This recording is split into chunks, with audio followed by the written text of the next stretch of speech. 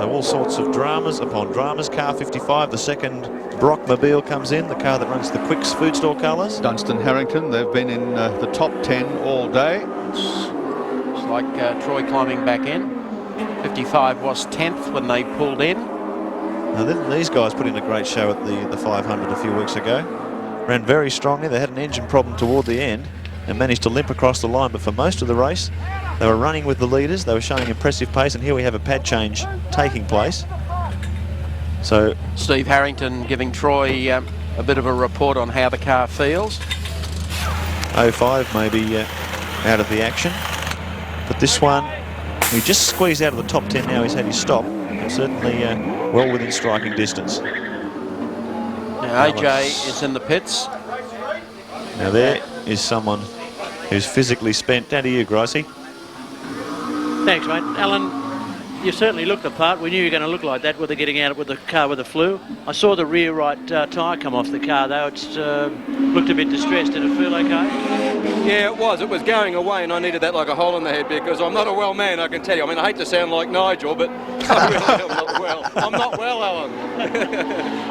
You got out of the car terribly wet, but you didn't limp. Yeah, no, I had a small limp to the chair. Oh, yeah. Well, you've got another chance to limp later in the day, I suppose, in case Nigel's watching. Well, I think I'll have the big limp next time round. I think it might be fair dinkum. But no, well, the car's great. I mean, the car is fabulous. It's the car's quicker than me.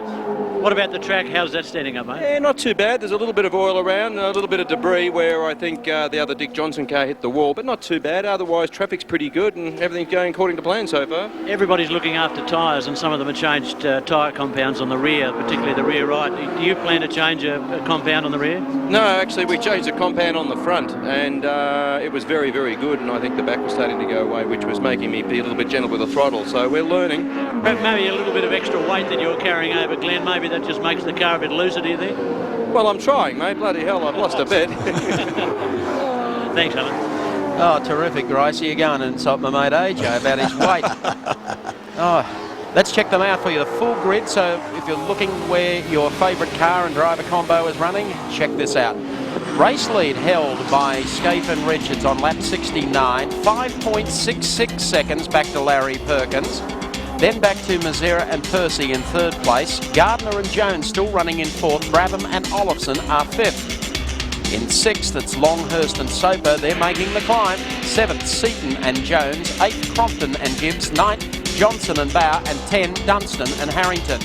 Position 11, Brabham and Parsons coming through in the Peter Jackson Falcon EB. 12, Ashby and Reid in the Commodore.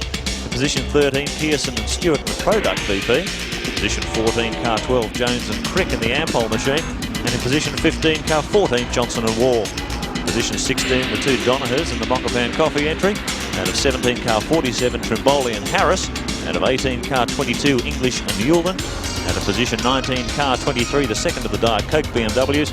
And position 20, car 27, Finnegan and Rogers. 21st positions held down by Blanchard and Allen in the V&H BMW. Then the first of the 2-litre cars, the leader in the category in car number 8 is Colin Bond and Terry Bosnjak. 23rd position, Radisich and McConville, well they were, after the big crunch in the wall. The second place getter in the 2-litre category, Cotter and Dorman in 24th position. Preston and Peters in the Komatsu entry, still getting around in 25th. 26th place, Wilson, McShane in a Commodore. Then position 27, Smith and Bates. 28th, McCall and Gazard. 29th, Lusty and Heavenin. And in 30th position, Masterton and Hill. In 31, Rogers and Hopwood. Bob Holden Motors Toyota Corolla. In 32, O'Brien and Callahan in the Commodore VL. In 33, Full and Fitzgerald. 34, Binding and Dartell. 35, Brock and Cleland immobile at this stage. 36, Conway and Gardner. 37, McMillan and Martin. 38, Stratton and Madden in the Corolla. In 39, Ellery and Gassati.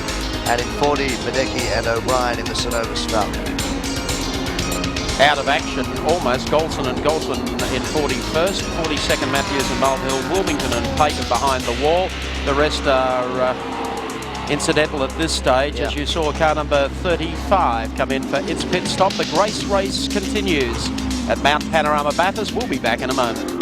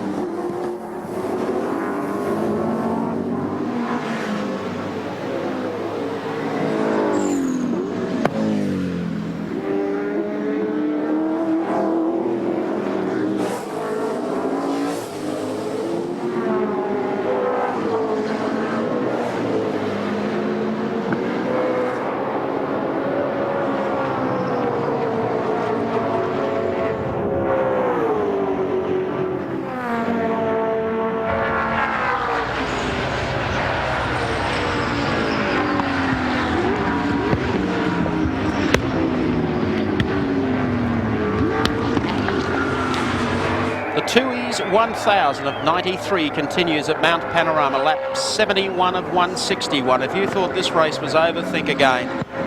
Larry Perkins is eating into the lead of Mark Scaife, and you'll be able to see on some of the wider shots the gap between the two cars. There's Scaife coming along the front straight and headlights ablaze. It's Perkins down to 4 seconds and closing, and here he is, the man who sat on pole in the Castrol Commodore. The race is well and truly alive. Back in third place, car number 15, so the two Telecom MobileNet Commodores still run third and fourth. And Perkins stalking the race leader, Mark Scaife. This is one gripping battle, Michael. They're battling it here, Scaife and Larry, 218s, 216s, as they battle their way through traffic. Coming up and on the inside now, car number 55 was in position number 9. Still in that spot as Lightning Larry sets to strike up the mountain. Chris Economaki, who's been the voice of US Motorsport across all the networks for 30 years, joins us in the pits. And Chris, your view of the race so far? Mike, I'm impressed with the intensity of the competition. It's been a dozen years since I was here. In the old days, it was a planned, plotted race. Drivers drove to a set schedule. Here, it's racing all the way. It's how many air dams have been knocked off today. It's remarkable. And we've got a spread now of 5 seconds between the leader and the second place car. What I'm also impressed about is how talented some of the pit crews are, and frankly, how poor some of the other ones are. Larry Perkins' stop early was 45 seconds. The Holden Racing Team stops have been under 20 seconds. The Peter Jansen crew just stopped a few minutes ago, 32 seconds. So you can see, with a 5-second interval between first and second, the men in the pit can win or lose for their driver. I think it's going to be an exciting race right down to the checkered flag. Thank you, Chris. And you've certainly seen some racing as we pick up now on the Colin Bond, Terry Bosanjak, Caltex Corolla. They started off looking like a 1-2 for the 2-litre class here today. Caltex have been very supportive of the racing efforts. Car number 8 running position 22 when it came into the pits. There's our stick cam. Colin Bond Looking down on top of the engine. The most amazing view. Was first in class, as Mike said. oil line problem. Bondi, winner here, of course, in 1969. Been a long time, Wilco. His 27th start here today. Which would make him what, The longest serving driver at the Mount Panorama circuit. Doesn't mean he came here before any other. Like Bob Holden, for argument's sake, is not here, unfortunately for Bob. His car has been taken over because he had a car accident himself in Sydney early in the week and is still in hospital. Bob, all the best to you. The boys are doing a great job out there for you, Peter Hopwood and Dennis Rogers, and we'll get a look at them a little bit later on. Well, Colin Bond is the man who's plotted the 2-car team for Caltex, and he's with Chris Economaki. Well, I'm down here with Colin Bond. We don't have a camera. Colin, you guys are doing a fine job, but the small bore cars are having to watch a lot in their mirror. How much time are you spending looking in the mirror out on the track rather than looking ahead? Well, what we've got to do actually is we're fairly quick across top of the mountain, and it's not so bad. There's certain areas on the track where you just keep an eye and see where they are. It's a problem probably when about 4 or 5 of them actually just come around together, because you don't want to slow them down. We had a fairly comfortable lead in our class, so we just sort of get out of the road, let the fast boys through, and then get on with the job. But we've now got a problem, I see, down here, and it's not looking too good. Well, let's hope the problem goes away. Thanks very much, Colin, and good luck to you. Back to you, Mike. Thanks, Chris. While we're talking Corollas, Mike, I saw a shot of the 99 car, the Corolla 11 of Dennis Criven and Steve Cramp stopped at the top of the mountain earlier too. So the little cars suffering a few mechanical problems as we get deeper into the race. Dunstan Harrington in position 9, and like we've said so many times, to be in the top 10 at any stage during this race is a very handy place to be. Keep in mind, this is 73 laps into the event, not even at half distance. And this is the second car for the Advantage Racing team, Peter Brock's team, owned by Steve Fraser. And the car running very, very strong, sponsored by Quick Stores. Looks like the Bondi's car is going back into... yeah, it looks like it's just about done for the moment. They've got a bit of work to do, so they're pulling it off pit lane. Well, this will put the defending 2-litre champions, Dillman and Cotter, in their BMW back in the front in that category. Just back to this car, I started to mention about Troy Dunstan and Steve Harrington. Troy's at the wheel at the moment. owned by Advantage Racing, and they've brought Pepsi-Cola into racing in Group A in Australia. So the battle between Pepsi and Coca-Cola was certainly taken to the racetrack in season 93, and at the moment, looking at this, they're doing pretty well. Look at that gap, Mike. The gap between first and second down to 3.3. Larry Perkins has taken heaps of time off Scaife, and look at the battle times. 2:15 dead for Scaife and a 2:15.8 for Larry. The battle's on. Meanwhile, take a look at Troy Dunstan from the Gold Coast in Queensland, 31 years of age, winner of the Formula Ford Cup in 1990, Formula Ford driver to Europe Series the year after, and 7th at Bathurst last year. Pretty handy competitor and doing a great job out here today. And he has a great co-driver in Steve Harrington, who's been a regular in just about all forms of racing, as we pick up on the number 17 car, John Bow at the wheel. Coming in for a brake pad change, fuel, and I would imagine a driver change. Well, 17 was in 7th place. Richard, how's it going? It's just jumped out of the car. In has got Dick Johnson. Fuel going in and tyres off the car, which don't look... I'm joined down here by Alan Grace, actually. Is it a pad stop change? They're into the pads. Hang on, they're checking, and maybe there's enough there. No, yes, they've decided. They must be ahead. Perkins is also running better on pad wear than he thought. So too is Johnson, because they had all the gear ready. They've had a look at the wear, and then it was elected not to change them. Now that's interesting, because Freddie Gibson's cars have changed pads. There was a lot of wear, very little wear I should say, on the pads when they did that though. I think it was as much as anything to get it over and done with early when they were relatively easy to change, rather than later when they're very worn. Thank you, Richard. 17 rejoins 8th position as Mark Scaife brings the number 1 Commodore down on the inside. Puts a lap on another vehicle, comes across the strike now, and that gap to Larry Perkins there it is. Getting smaller. What a fabulous battle. Down to only 3 seconds as Perkins is on the sniff now. Switched his lights off again. He's closed another 200ths of a second on that last lap. He's definitely making inroads. His last lap was a 2:15. Scaife's was a 2:16. So Larry has the scent of victory in his nostrils. Well, certainly the lead of the race. There's Freddie Gibson, and he'd be a worried man. Boy, has Larry taken the fight up to these guys. The privateer versus the $4 million man. This is terrific stuff. I noticed the crowd's become active again. They're quite interested in this battle. There's a lot of cheering going on around the circuit, particularly around the top of the mountain, where the boys have had a few ales to fortify themselves against this increasing crosswind. Have a look at this. I wonder if this suggests that some weather is coming in from the southwest. We've got an appreciable gain in wind speed, maybe an additional 10 or 15 knots now. And so many times in this race we've seen that weather close in from that direction. But look at this. Larry hoiking an inside wheel in the air, putting in the big ones as he hauls into Scaife. Yeah, fascinating race. Let's check them out on the Caltex racecourse. Scaife and Richard. Whoa, 3.18 seconds, just clear of Larry Perkins and Greg Hansford. Then Thomas Mazera. Running at 4th spot, Wayne Gardner. Fine ride. In 5th spot, it's the Brabham Olofsson car, and in 6th at the moment, Longhurst and Soper. Seaton and Jones run in 7th, Johnson and Bow in 8th, Dunstan and Harrington in 9th, and Brabham and Parsons run in 10th spot. There's a lot more to unfold at Mount Panorama. Don't go away.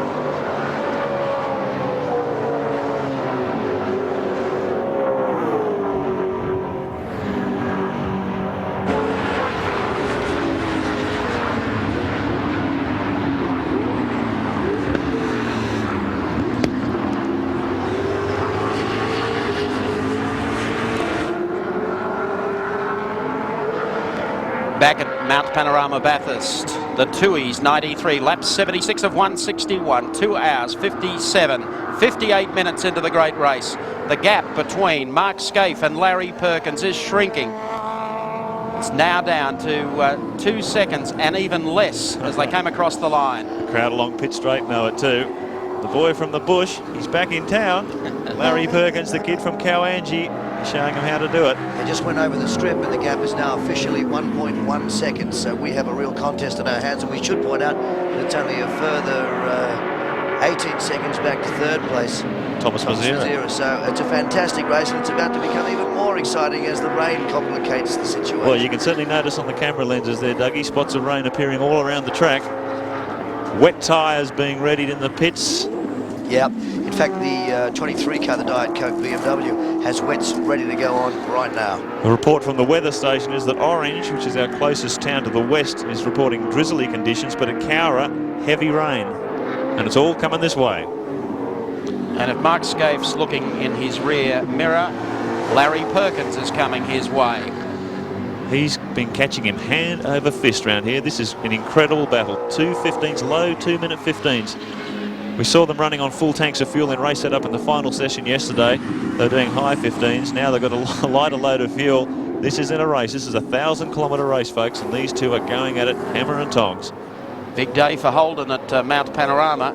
Chevy powered number 1 car, Holden powered number 11 car. Meanwhile, car 15, the Thomas Mazzera Win Percy car, is scheduled for a stop fairly shortly. They're going back to a softer compound rear tyre. So they're obviously, their lap times may be suffering a little as they try and hone in on this battle for first and second. And with the likelihood of some real rain in the offing, we ought to mention that Tony Longhurst's BMW car 25 is in 6th position and only just over a lap down on the race leader. So if the heavens open up, that lap won't take long for him to eat into. Oh, look at Perkins close here. Yes, he seems to be going much deeper under brakes at this stage. They make the exit to Caltex Chase. They've got a couple of the 2-litre cars coming up in front of them. And the Winfield crew watching. Because Larry has got him in his sights. Cross the line. Spectators are alive on pit straight. Make no mistake about that. Well, that's interesting. Larry's taken a second off Mark Scaife's lap time on that previous lap. And there wasn't a lot of traffic there. So I wonder if there's a problem with the Winfield car. We'll monitor these times closely. But Larry's picked up a full second on him, and in these conditions, that's quite surprising. They head up Mountain Straight again as the Michael Preston, Brett Peters, Komatsu Falcon EB comes in. Kevin Waldock's car. It's in 20th position, that car. Larry Perkins in second, but right on the hammer of race leader Mark Scaife. Look at the performance of this, the Chevy-engined Winfield Commodore versus the traditional old stock block Holden V8 Castrol car. It's all getting tight at the front of the field in the Tui's 1000, the exit to BP. Coming up, 1 car in the pits. We'll go back to that shortly as we go to the top. That's 15 in. All the action's up the top. Larry's right on his hammer across the top of the mountain. There's nothing in this. He's closing. Listen to the crowd. Boy, is Larry Perkins popular on top of Mount Panorama. Any year you want to come up here, but boy, this year he is honking. Fastest man throughout qualifying. He set the mountain alight. He's doing it again in the race. Down on the inside, showing Scaife he's there to pass. And Mark doing a fabulous job. He sure is, but I tell you, there'd be a few Chevy engine teams rubbing their heads at the moment. How is he getting this much performance out of an engine which they virtually discarded in the new homologation, thinking it wouldn't be up to the job? Well, Perkins proving them wrong here. Little dab on the brakes there, little puff of smoke. He just cooked one. But now we'll be able to check these two out for horsepower, because Mark does get out of Forest Elbow very quickly indeed. But Perkins starts to gain on the downhill run to Caltex Chase. You'd say they're about even there. Now watch it from this point. Perkins, foot all the way to the floor. Well, now watch him close, down through here. Look at the performance of this car under brakes. Larry said his brake pad wear from the pits is better than he has expected. The Winfield team, of course, Fred went to the option of putting the GTR brake calipers on the front to increase the braking performance of the car, but Larry's matching it stop for stop. So an absorbing battle both technically and from the driving seat. It would appear that the Winfield car has marginally more horsepower and top end speed, and that Larry's able to gather him up under brakes. Andy looks a little flatter, and he's able to take a tighter line through most of the corners. The secret to these two cars is in their chassis set. I've been watching them all week across the top of the mountain. The Winfield cars, and particularly the Castrol car, keeping 4 tyres on the deck all the time, and that's how you get grip, that's how you get cornering speed, and that's what makes you go so fast. And Larry's obviously got the setup here this weekend. An incredible renaissance for Larry. A Shell series he would rather forget. Developing his own VP Castrol Commodore along with preparing customer cars. It's been a tough haul, but gee, hasn't the Bathurst magic emerged at the right time for this guy? Meanwhile, it's Matsira back out, isn't it? Yep, car 15. It was a long stop. That was a long stop. It's put him back to 4th. Very slow pit stop. Now keep in mind too that the Winfield car has already had its pad change. Perkins yet to make his pad change, and that could be quite critical as the race wears on. And here's the reason for that long stop. The Matsira car 15, the HRT Commodore, having left front brake problems apparently. Morris, Winkelhock car into the pits. Paul Morris at the wheel at this stage. Wheels come off. Crew in there had some dramas. Electrical system earlier on. 18th position they were in when they came to the pits on this occasion. They've lost a stack of time. Now Scaife is responding. Previous lap he's dropped back down into the 15s again, a 15.9. Larry's just done a 15.2.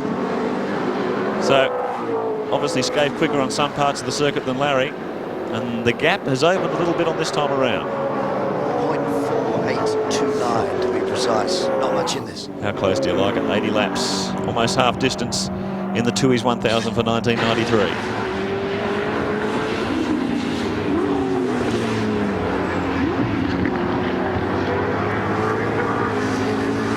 Perkins, the exit to Caltex Chase. And it gives you an idea of the weather coming in. I think we are definitely going to have a little heavy drop or two later on this afternoon.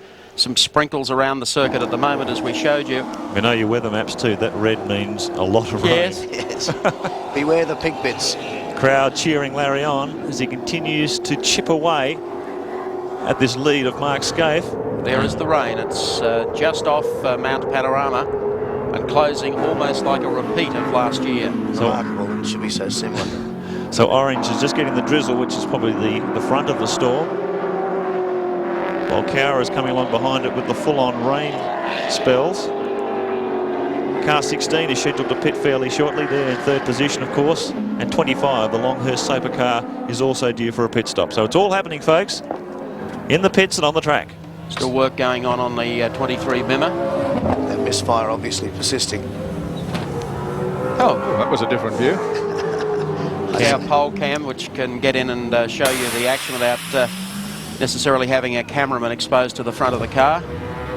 Paul Morris out. Winkelhock back into the car. Push start and away he goes. Well, I wouldn't have expected these sort of dramas in the BMW camp.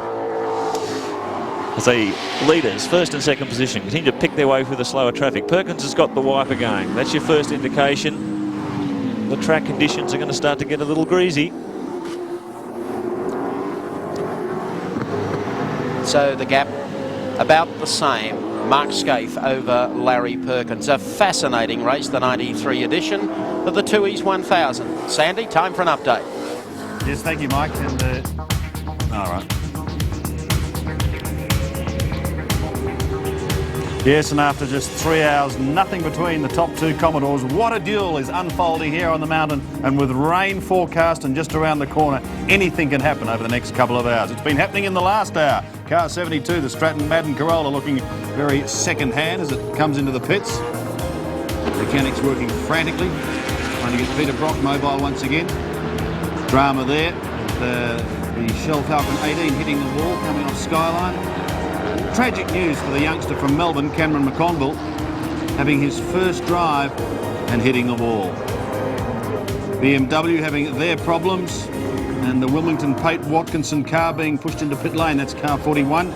The Winfield car number 1, quite a slow pit stop. This is where it could be won or lost. Over a minute for that stop. Frantic work here on the McConville Radisich car after McConville went into the wall. Brabham and Anders Olofsson taking a shortcut across the grass. Well, that's one way of doing it. And car 22, the English Yulin Commodore, losing a wheel, not a freewheeling down to the pits, but perhaps three-wheeling. And Colin Bond deciding to come in for a pit stop. I think I've got a problem. It could well be the oil. Colin having problem in Class B, but all the dramas with the leaders, Scaife and Perkins. Thank you, Sandy Roberts. And 25 has just pulled in, was running in 6th spot. There was all sorts of smoke billowing from the back of it as it came into the pits. The bonnet was up. Out come the plugs. Tony Longhurst behind the wheel.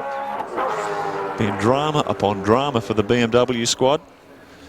4 of them came up here, and we're at half distance in the race. The BMW's in all sorts of trouble. Throw away spark plug. Yes, they've had engine problems, which is just so uncommon for BMW. In the meantime, the race continues with Larry Perkins stalking Mark Scaife. Scaife's been able to respond again. That gap now 1.3 seconds, so Mark Scaife is answering the challenge from Larry Perkins. Let's go back down to the pitch to the Longhurst camp. Alan Grice is there with Tony. Tony, what's the problem? I see they're changing plugs at the minute. We had to run with the CAMS rev limiter. It's put 3 cars out now for us. We explained to CAMS it wasn't compatible with our electronic system, and after an hour or 2 running, it just stops the engine. This one's running on 3 cylinders, so we just got to change the plugs and plug leads, and hopefully it'll be all right. Well, what's it doing? Is it interfering mechanically with the car, the injection of the car? And is that why they're oiling the plug? It's got the spark and loses power, goes back and runs on 3 cylinders, or cuts it out completely. It's pretty tough. You know, they put weight in the car so we're not competitive, then make us run this rev limiter. We knew it was failed. The scrutineers are standing here. They won't let us disconnect the bloody thing. It's just disgraceful. Thanks, Tony. Not in a happy frame of mind, Tony Longhurst, and I guess you can't blame him. He's not the only one that's had this problem with the rev limiters up here this week. Alan Moffat with his EB Falcon in the qualifying sessions had exactly the same problem. It was not compatible with the electronic components that he'd bought with the engine from the United States, and had to spend half a day rewiring the whole thing. Yes, very emotional and understandable. You commit so much money and time and enthusiasm to an effort at the great race, and then somebody bolts on a component and it screws up what is a perfect energetic effort. I mean, the man has a real case, I think, and it should be discussed at length after this race.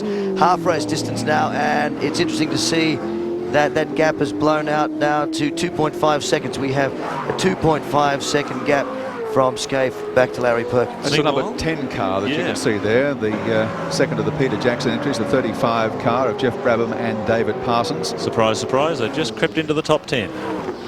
Yep, position 10 for car 35, the Sandown 500 winners, David Parsons and Jeff Brabham. We saw them get into trouble on that first corner, but Parsons apparently biffed, which damaged the front spoiler. They had to come in for a very early unscheduled stop. But as so often happens in this race, pushing their way up the top 10. Here's car 16, Wayne Gardner, HRT Commodore. Andy Raymond is on the spot. Yeah, you can see Wayne Gardner getting out of the car. Bradley Jones getting back in. Wayne really is huffing and puffing. They're changing tyres. They're putting fuel in, and they're going to do the front brakes. They're working on them feverishly at the moment, and they do not want to come off at this stage. TWR Tom Walkinshaw Racing apparently has said the rain is only 10 to 15 minutes away, yet they're still on these, well, they're softer compound tyres. They haven't gone for any intermediates as yet. Okay. More news from the pits. Longhurst is out of the car, so I'd say that's it. 25's a no-show. For the BMW effort. Dear oh dear. So another one bites the dust. Car 35 continues on. David Parsons is behind the wheel of that car at the moment. Look at the Steve Soper and Tony Longhurst. Disconsolate looks on the faces of these two guys. There certainly would be. Steve Soper flown in especially for the event, probably one of the highest paid saloon car drivers in the world. And it's been a long trip and a long week for both of them. So, almost a minute there for the car 16. Was in third position, as we said, rejoins in third place. They're trying 2 different compounds. I believe that the 15 car, the Matsira car, is still running the harder compound, and they're trying a softer compound on the Gardner Bradley Jones car. So they're hedging their bets with the rain moving closer all the time. No, it's the other way around. You'll forgive me. I just got that information through in the left ear, and it's not as good as my right ear. Apparently, the softer compound is on the Mazzira car, and the car Bradley Jones is taking back out is on the harder stuff. Okay, cars come through Forest Elbow. Let's have a look at the Ford Falcon EB, a car that's struggling at Bathurst this year. 1,300 kilograms of weight, 5-litre V8 pushrod, 2-valve per cylinder configuration, fuel injected with a full electronic engine management system at 7,500 RPM rev limiter. Puts out about 550 brake horsepower at 7,000 RPM. Indestructible Hollinger 6-speed transmission connected to rear-wheel drive. And look at the brakes, 14-inch ventilated fronts, 13-inch ventilated on the rear, 17-inch by 11-inch wheels, a massive tyre width, 12 inches with 4 tyres. That's 48 inches or 1.2 metres of rubber on the road. A lot of grip and a lot of speed across the top. Around here you'd need it too. Absolutely.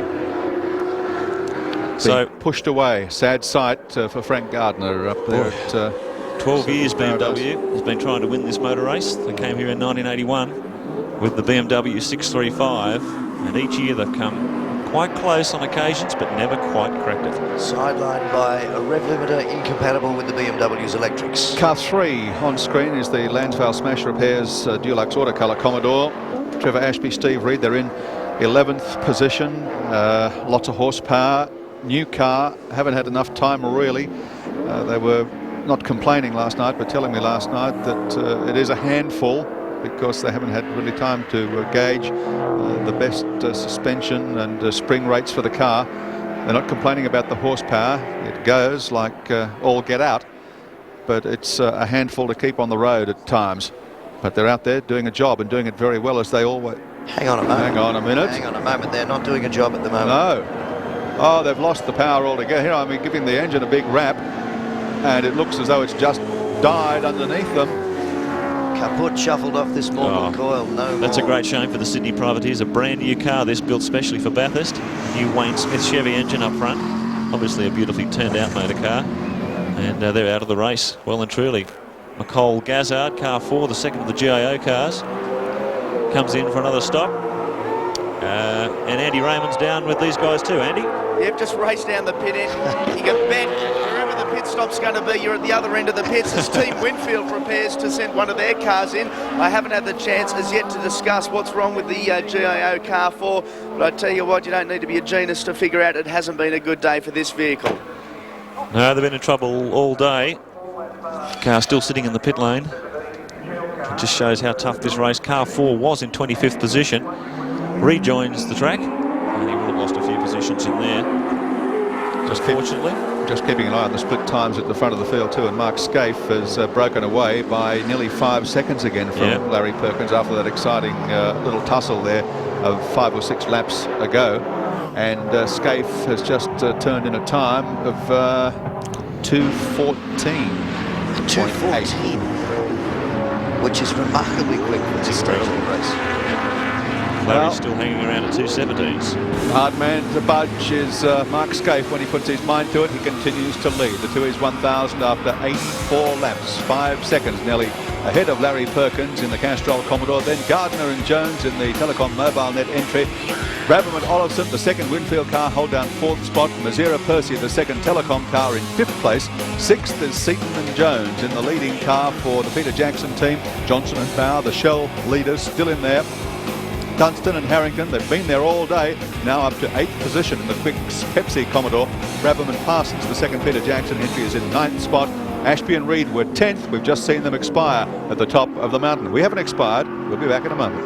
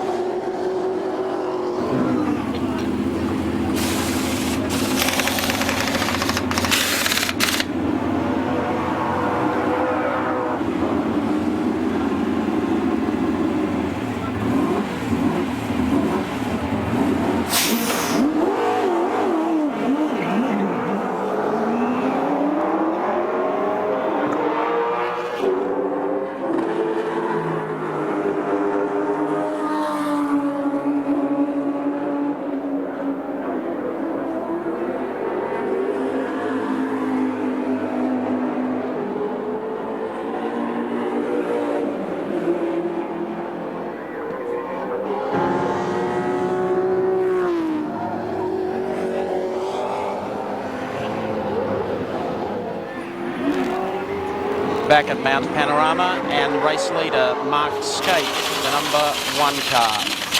In the car, stays in the car. Jimmy Richards over there. Keeping in mind they've already done their pad change, so they're in for fresh rubber. And Larry Perkins yet to make his pad change, and any slip up there could be crucial to the Perkins team's success. Well, there's, I would think, Perkins going through now, so the car sits in the pits. So Scaife staying in the car too. No driver change. He's going to do a double stint. Got the clocks on this. Just a tad under 30 seconds. So very slick stop from Winfield. Car 1 rejoins in 2nd position. The only man ahead of him is this man, Larry Perkins, in the Castrol Commodore. So you can see he's got virtually 3/4 of a lap on the Winfield machine. But still to make his 3rd stop, and indeed we'll be wondering when he's going to make his pad change, because that will be crucial. 86 of 161, 3 hours 20 into the great race. Larry Perkins, the number 11 Castrol Commodore.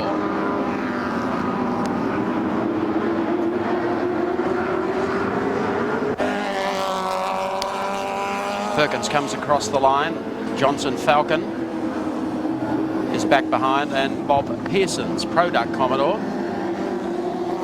Belching a bit of black smoke, missing a bit of rear bodywork, it seems too. I thought little altercation on top of the mountain. Running in position 11, just outside of the top 10. And I think Bob will be pretty happy with that.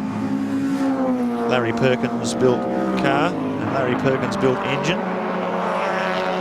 And sponsors himself Product, an air conditioning company run by Bob Pearson. And he puts a lot of time into his motor racing, and certainly a lot of time into the paint job. Without doubt, one of the most spectacular looking cars on the mountain. Yes, it certainly is. So, Bob up to BP cutting. Some big black smoke belching out of the exhaust. Not sure whether that's running to plan. But she's still circulating, just outside of the top 10.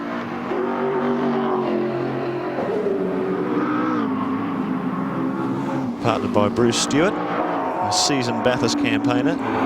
Ran here with Colin Bond and Capri's during the 80s. Ah, they found the wheel for English Yucton car. So it's heading back on back into 4. the pits. Now just make sure you got it on for the restart. So they battled their way back. They had to come back into the pits. Brett They're back Newland. in, yep, doing their pit stop at the moment. Wayne Douglas Racing Commodore. Car number 22, currently listed as position number 32 on the race circuit. 11 Larry Perkins continues to lead as they head once again down Conrod Straight. And with Trevor Ashby and Steve Reed, as we saw a few moments ago, dropping out of the race and out of the top 10, their place in the 10 has now been taken by car number 12, the Empire Max 3 entry of Bob Jones and Greg Crick. So they're another team that's been circulating very well all day, and it looks like at this stage anyway it could pay dividends for them. 87 laps, and it's still an awfully long way to go in this motor race. Car 12, Bobby Jones in 10th position. Beautifully built car. Holden Racing Team Chevrolet engine. And running very strongly at this stage of the race. Well, we saw earlier the pit stops by the two BMWs, and a couple of unkind words I thought may have been said by Tony about rev limiters on cars and cams. Alan Grice, you've got Bruce Keys with you. You might be able to answer that for us. Yes, Mike. Bruce certainly heard about the problems that were claimed to be occurring to the BMW cars because of the CAMS rev limiter, and he's pretty keen to refute that, so I'll ask Bruce. Well, we've been using these rev limiters for 2 years now, Alan, and we haven't had one single failure in using them. They've been used for the Shell Touring Car Championship for 2 years, and we used them in the Commodores and for this event last year, and also the Sierras. Interestingly enough, we know of the BMW problem, but it seems to be with the BMW component, their sensor pickup on the flywheel and the chopper plate, and it's certainly not, as far as we're aware, with the CAMS rev limiter. Yeah, but it's not the actual limiter itself that's failing. Do you believe it's possible it's having an effect on a component there?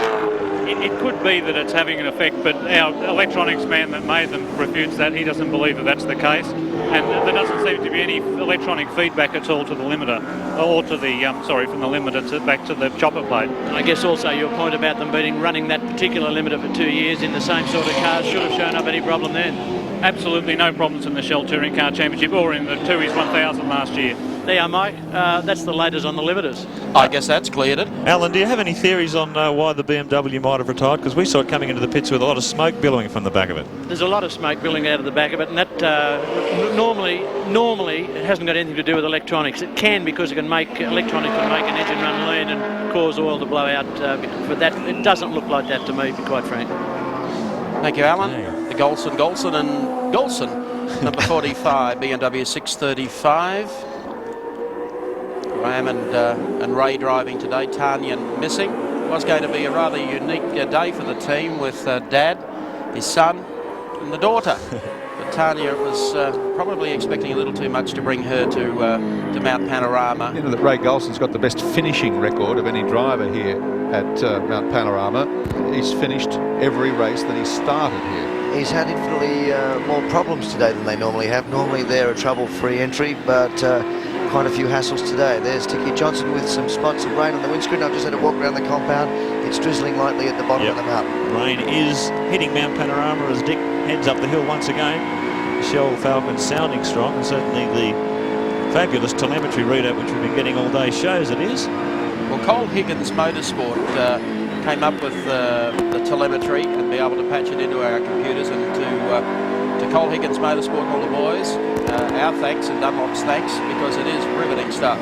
It is riveting stuff. You can see every brake application, every gear change. It's back into second gear coming out of the cutting once again. Just feeding the power in. Keep in mind with this rain coming over the mountain now, the track's going to start getting slippery. Just hovering around 6,500 revs, 150 kilometres an hour as he pushes up toward Castrol Curve. So Dick's really on the money, despite being a little bit further back in the field than he'd like. There he is, taking car number 4, the second of the GIO cars, across the top, through Mazda Corner, and now to Skyline. Currently running 7th. Oh dear. Car 77, the Ellery Sierra in trouble, retiring off to the side. He's off the ideal racing line, which is considerate of him, but that'll add even more drama to the surface of this track. So back with Dick. Be interesting to watch this tacho as the track gets wetter and these boys stay out on dry tyres. It's going to be leaping and falling like the proverbial. So feeds in the power onto Conrod Straight, taking it up to the rev limiter, 7.5, bounces off again, 200 kilometres an hour, and this is where the cars really push hard against this aerodynamic package. They've got 5th gear, slowly logs its way up to 5th, pulls it into 6th, and Dick Johnson giving us a great ride around Mount Panorama. Fabulous ride today, Dick. Wait till he gets through Calvex's chase.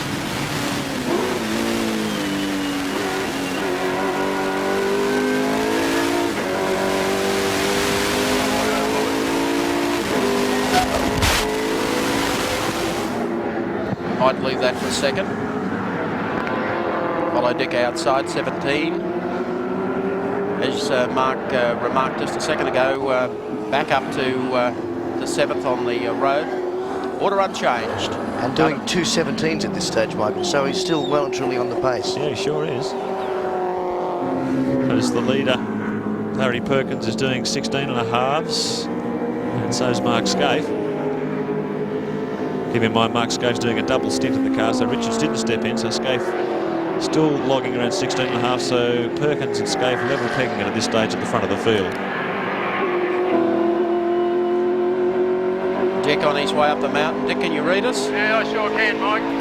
Well, 7th spot and a long way to go, and those storm clouds don't look the best. Yeah, you really know how to make a guy feel good, don't you? That's the positive part. Oh, God. You know, that's all we need, another repeat of last year. Plus, there's a slower car, just dumped a bunch of oil up there. Hey, listen, I'd like to say hello to Tommy Smith, Mike. By all means, he's a good friend of ours. Well, just tell him that we sort of kind of miss him a bit because his cheerful face around here hasn't been seen for a few days, and I just want him to get well pretty soon. Yeah, I know that Dick's referring to Tommy Smith, the motorsport manager for Shell, who is recovering after an operation. Want to talk us around for a lap? You're not busy, are you? Come on. Nothing else to do, mate, have I? No. The viewers at home love this, and we've got all the telemetry coming out of Cole Higgins Motorsport. Okay. Well, this is the Wayne Gardner corner. Okay, we're up to 3rd gear, into 4th, into 5th, for the wrong run down Conrod. It's a long way, the old thing. She takes a bit to wind up in 5th, into 6th.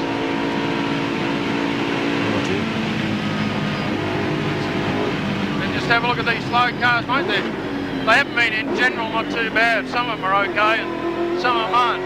Through the chase, 2nd gear, up to 3rd, into 4th, down to 150 metres on the brakes, straight back to 2nd, into pit straight. Have a quick check of the lap board with the worst time I've seen all day. Back to 2nd for L corner to go up Mountain Straight. Into 3rd. The old Sierra used to really boogie up here. The Falcon makes up most of its time across the top of the mountain. We only get as far as 5th.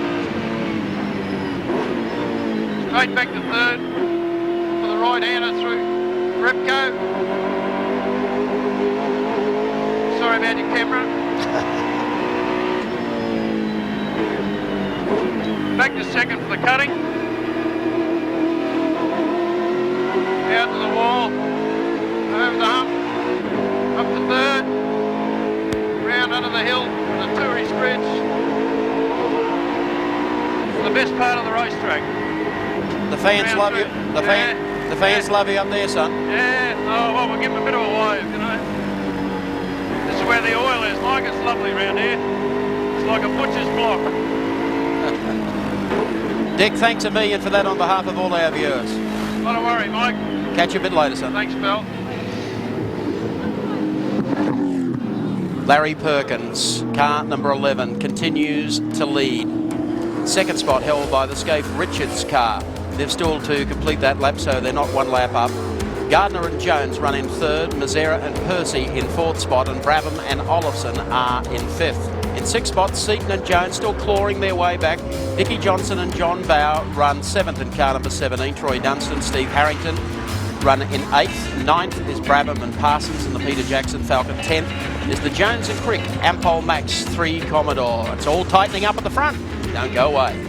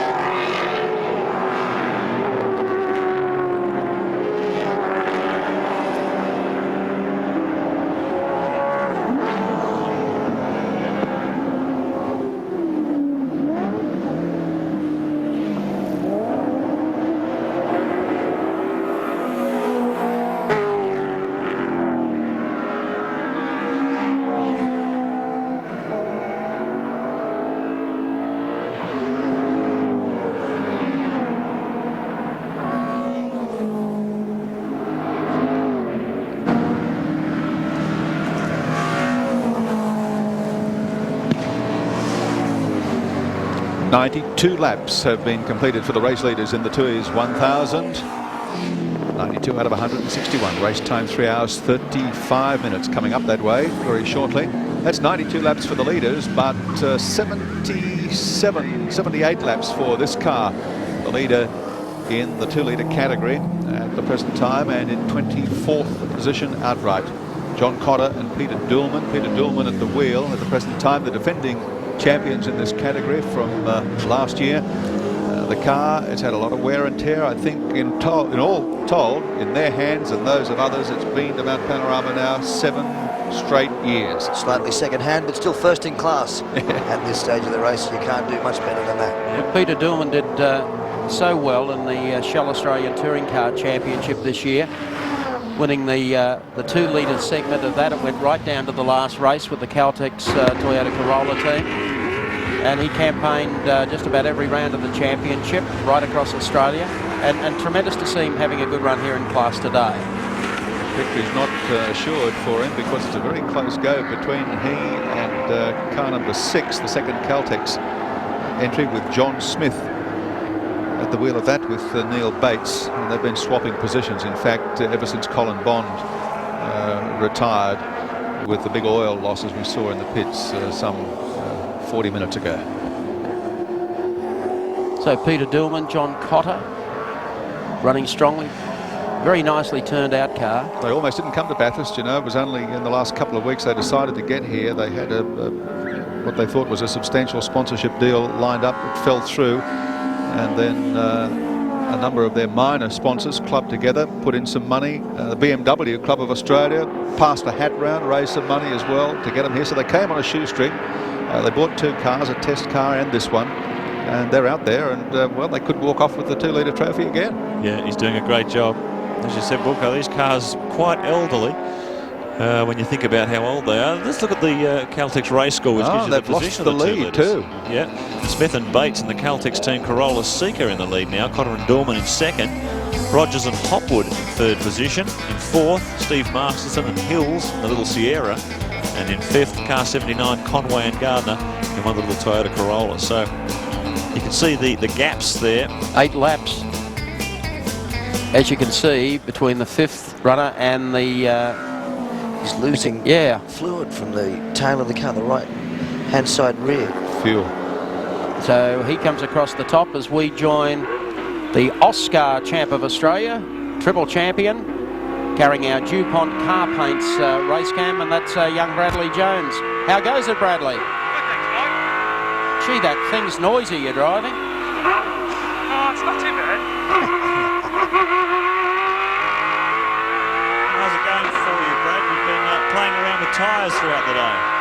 Well, we had a bit of a hiccup with some of the early stints, and now what we've done is tried a harder compound, and it seems to be working a lot better, but unfortunately we lost a bit of pace, so we're just trying to make it up.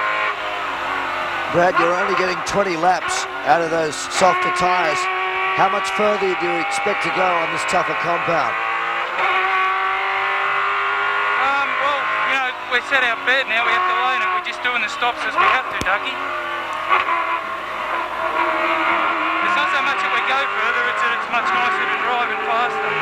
There's a few spots of rain on the lenses of the cameras, not affecting the track that we can see. Is it bothering you, the wet weather? Get the shit out of me. Thank you, Bradley. Goodbye. Hanging up now.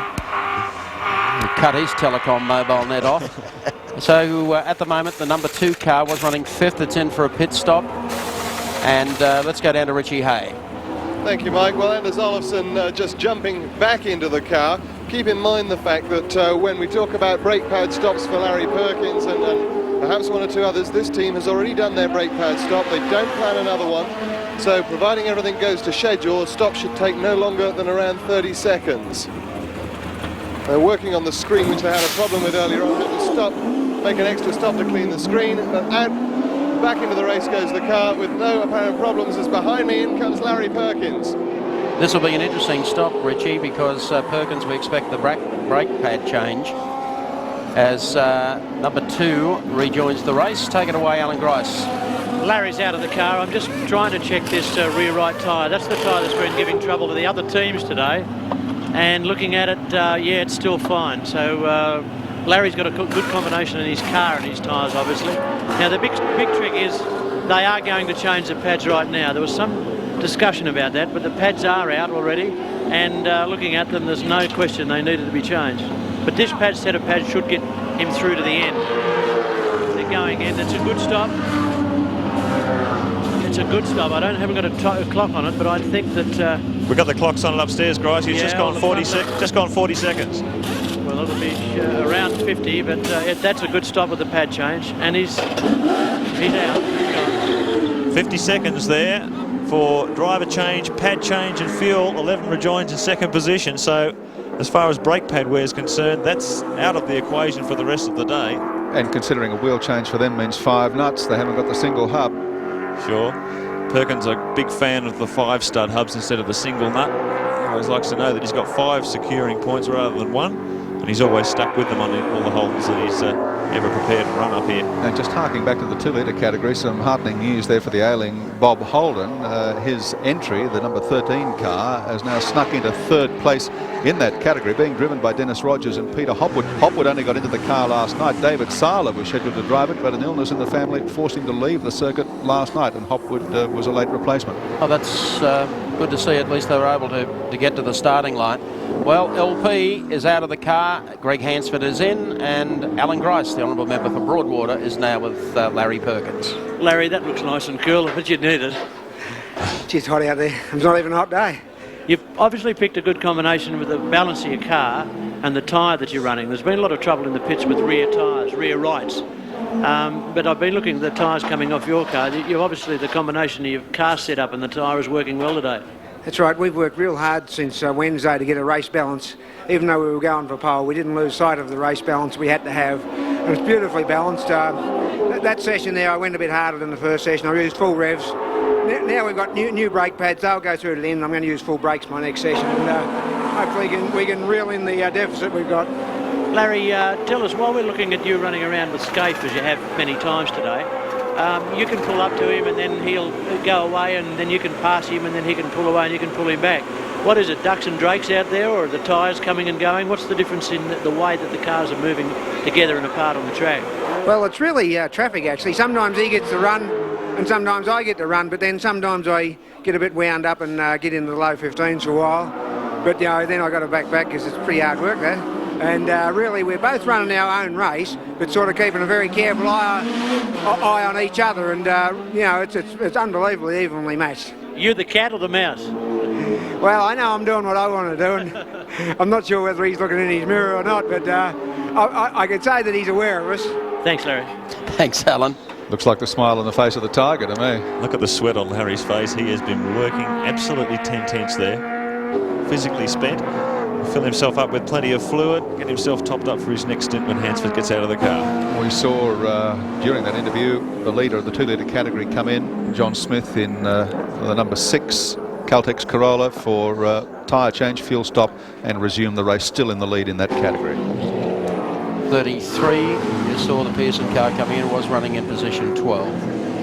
Once again, it's tight here. We'll recap the entire field, so if you're looking for a particular favourite, watch now. Scaife and Richards lead over the Perkin-Hansford combo, 44.451 seconds is the difference. Gardner and Jones still running in third. Mazera and Percy are fourth, and Seaton and Alan Jones are now up to fifth. 6 is Johnson and Bow in the 17 car. Bradman Olofsson in the number 2 car running 7th. 8th is 55, Dunstan and Harrington. 9:35, the Bradman Parsons Falcon EB. And 10th is Jones and Crick in the Ampol Max 3 Commodore. 11th is 7, Crompton and Gibbs. 12:33, Pearson and Stewart. In 13th, Donaher and Donaher. 14th is car 14, Johnson and Wall. And 15th is 27, Finnegan and Rogers. 16th is Trimble and Harris in the Daily Planet car. Blanchard and Allen in the B&H car running 17th. 18th, Morrison, Winkelhock.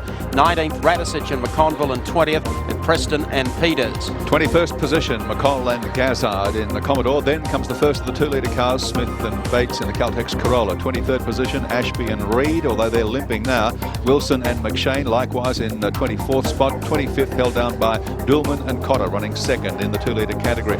Longhurst and Soper, well, they completed 79 laps before they were pushed away, and from here on out they're pretty much limping if they're on the track at all. 27th spot, O'Brien Callahan. 28th, Rock Cleland. 29th, Lusty Heffernan. 30th, 30th spot, Rogers and Hopwood, 3rd place in that category. 31st position, English and Hewlden. 32nd, Masterton Hill, still on the track and running. 33rd, also in the 2 litre category, Conway and Gardner. 34th, Stratton and Madden. And 35th position, Bond and Bosenjak.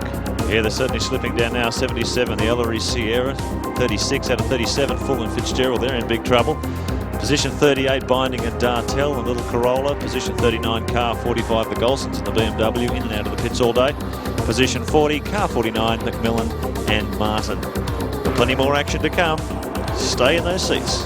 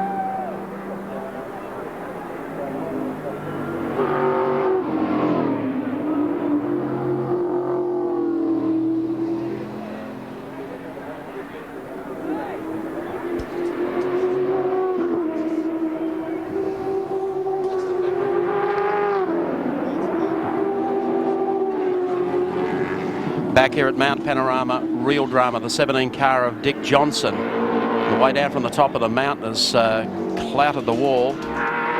Was running 6th. Goodness me. Pace car is on the track. This is a big one. Slower car got out of control, and T-Bone Johnson, he was the innocent victim in that. He was trying to get past, and the Everlast Commodore got sideways on the ripple strips and just leapt straight across the track, pushing Johnson right into the fence. Well, it had to happen. They've been complaining about the slow cars all week. Dick's got a bit of a limp there. He's probably damaged his ankle when he hit the concrete wall. John Bow looking absolutely disgusted. He would have seen the replay there. Well, the other car involved was the Everlast Commodore Brian Callahan. Everlast car was in 29th position. Dick was coming up and had obviously just about lapped the car. We're taking about the only thing working on the 17 car is the race cam, as you can see, as we pan around, and he's clouted the wall heavily. The pace car is already out, so they're closing the field up, and they'll need to remove this car. It says it all on the face of Jilly Johnson in the pit area. It's been a rough weekend for the Shell team. Dick's okay, that's the good news. He is quite okay, he's just limping along there, but he took a terrible clout. There wasn't too much he could do about it. That's what you call copping one cold. With the slower car coming off, we'll have a look at that shortly. He's in some pain. Look, you can see the distress on his face. Not only his ankle, but he suffered quite a whiplash too when he impacted with the wall. See, the other car's gone over and clipped the wall, and it's brought it straight round. Dick's got nowhere to go, and it chases him across the racetrack. And that happens in front of the second Johnson car. So it's... and again, watch his head whip here. Yeah. You see, that's a really nasty injury. Again raises something that we said earlier about safety nets on the cars. There's the Everlast car that has lasted up until this point. Whether or not it couldn't catch who was at the wheel of that one was being shared. And at this stage it's Bill O'Brien, in fact. So Bill O'Brien, who's been here many years, a very experienced driver in the field. So something has happened to his car coming up and touching the ripple strips. He's a vastly experienced driver. It's not like a rookie has just bounded off a wall somewhere. No. Okay, bad day for the Dick Johnson team. Let's go down to Andy in the pits. Yeah, thanks a lot, Mike. And I'll tell you what, it was very lucky they didn't clean up the second car of the second of the two shell cars. Regardless, John, very disappointing. Oh, mate, what can you say? I mean, the biggest problem with this place is that there's too many once-a-year drivers. And, I mean, you know, Dick was minding his own business and got torpedoed. It's just, this is like $1 million sport, and I think the licensing standards are, leave a bit to be desired, don't they? Mate, a lot of the leading teams have complained during the week about some of the slower cars and expressed a concern that, they are going to be a problem. Well, it's always a problem. I mean, you've got to have a speed differential, obviously. Not everybody can do the same pace, but the problem is there's a lot of guys just race once a year here, and I didn't think you could do that. And they get into a bit of strife and they don't know what to do about it, and they can, they've just effectively wrecked a $200,000 race car, and it could have hurt somebody. It's just not good enough. John, obviously very disappointed. We'll let you go. Thanks, AJ. The BP Mazda RX-7 leads the field round, going to pick the leader up in a second. Well, Dick Johnson's misfortune is Larry's pot of gold at the end of the rainbow. Still helping make up that deficit to Scaife. 48 seconds, I think it was, before the pace car came out. I hate to give the Shell team any more to worry about, but look at the smoke emanating from the 18 car as they come down behind the pace car. That's ominous as well. So I noticed that just as they came out of the turn, Doug, the cars come down.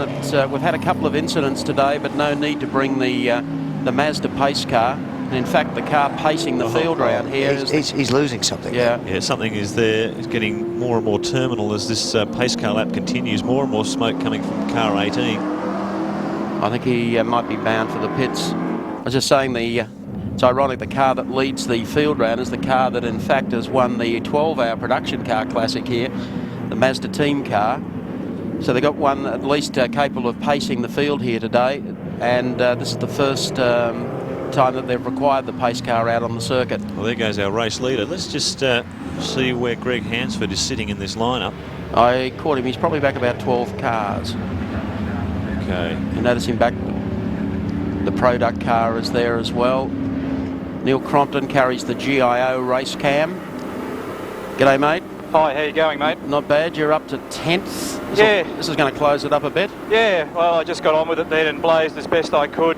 Very unfortunate that we had that tail shaft problem, but the GIO Australia Commodore is performing like a charm, so I'm a happy camper. Still a long way to go. Yeah, you never know. Weirder things have happened at sea. We can't win the motor race, but we're going to give it our best shot for all our supporters. The car feels strong? Excellent, Mike. A little bit greasy in the tail, but the track conditions are a bit slippery. There's a bit of dirt, a bit of oil and what have you, a lot of rubber. Just excuse me while I undress. Yeah. But, yeah, things are going very well, but I'll have a chat to you after. Okay, you're headed into the pits to hand over. Yep. And it looks like you got some company in there too. Yep, well, I've got to hang up now. Sorry, mate. Okay, son. So Neil Crompton comes in the pits.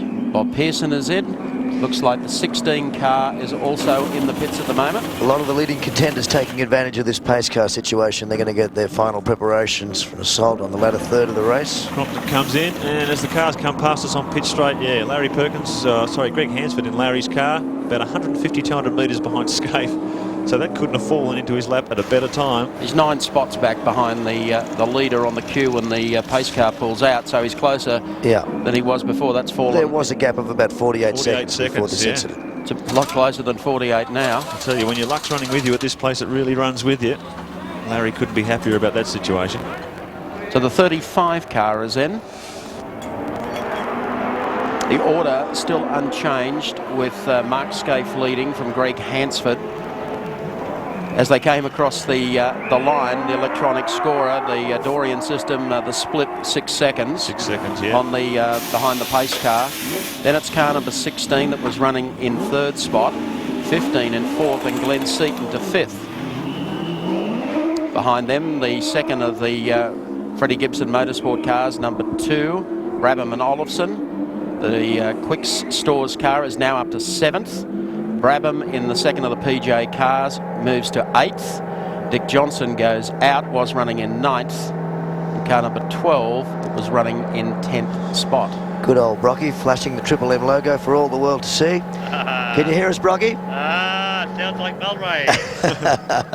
It's wonderful to see you there flashing the colours. Well, I stopped for a while, so it's a bit of a handicap race, I guess, isn't it? They've got a fair jump on us, but look, first things first, I've seen Dick's car. It looks pretty horrific. How's Dick? Dick looks like he might have hurt his ankle, Brocky, and he had 2 impacts with the wall. He went in, out, back in again, and I'd say he's probably hurt his neck too. He seemed to be in a bit of pain last time we saw him. He's up and walking about, but he's not a happy camper.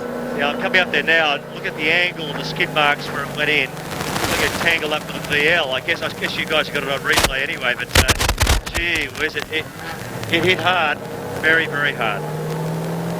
How's the car running now you've got this transmission problem sorted out? Well, it's vibrating a lot. It's obviously back at the centre section of the car. It's not looking too handsome. It's sort of a bit misshapen.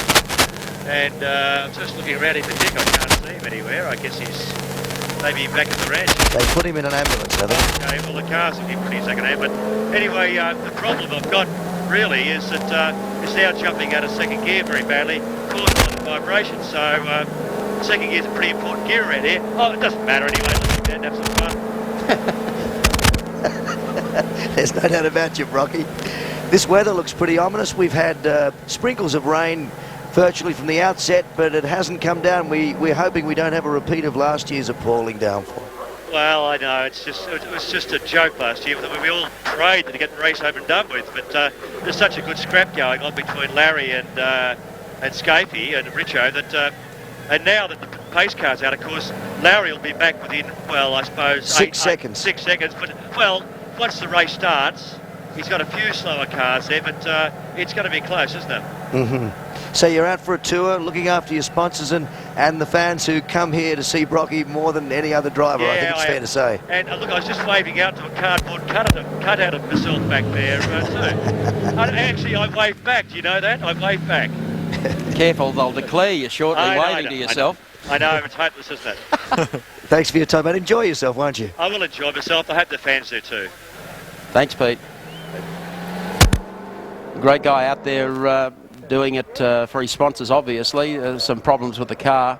And the 77 car headed also for the pits, the Phoenix Motorsport car. There's the remains of the Dick Johnson Shell Falcon. You're looking at the best argument in the world for a full roll cage. Look at that. It's just stopped any further bending of metal. He's got a tub which is intact, but the front and back of the car are completely destroyed. Yeah, John Bow just referring there, $200,000 race car. You talk to guys like Ross Stone, 550 man-hours in building one of these chassis. They are very expensive toys. Time to check them out on the Caltex race score for you. 3 hours, 59 minutes heading up. Scaife and Richards lead over the Perkins Hansford car, 6.89 seconds. The split in 3rd spot, it's Gardner and Jones. Mazzara and Percy run in 4th. Seaton and Jones are in 5th.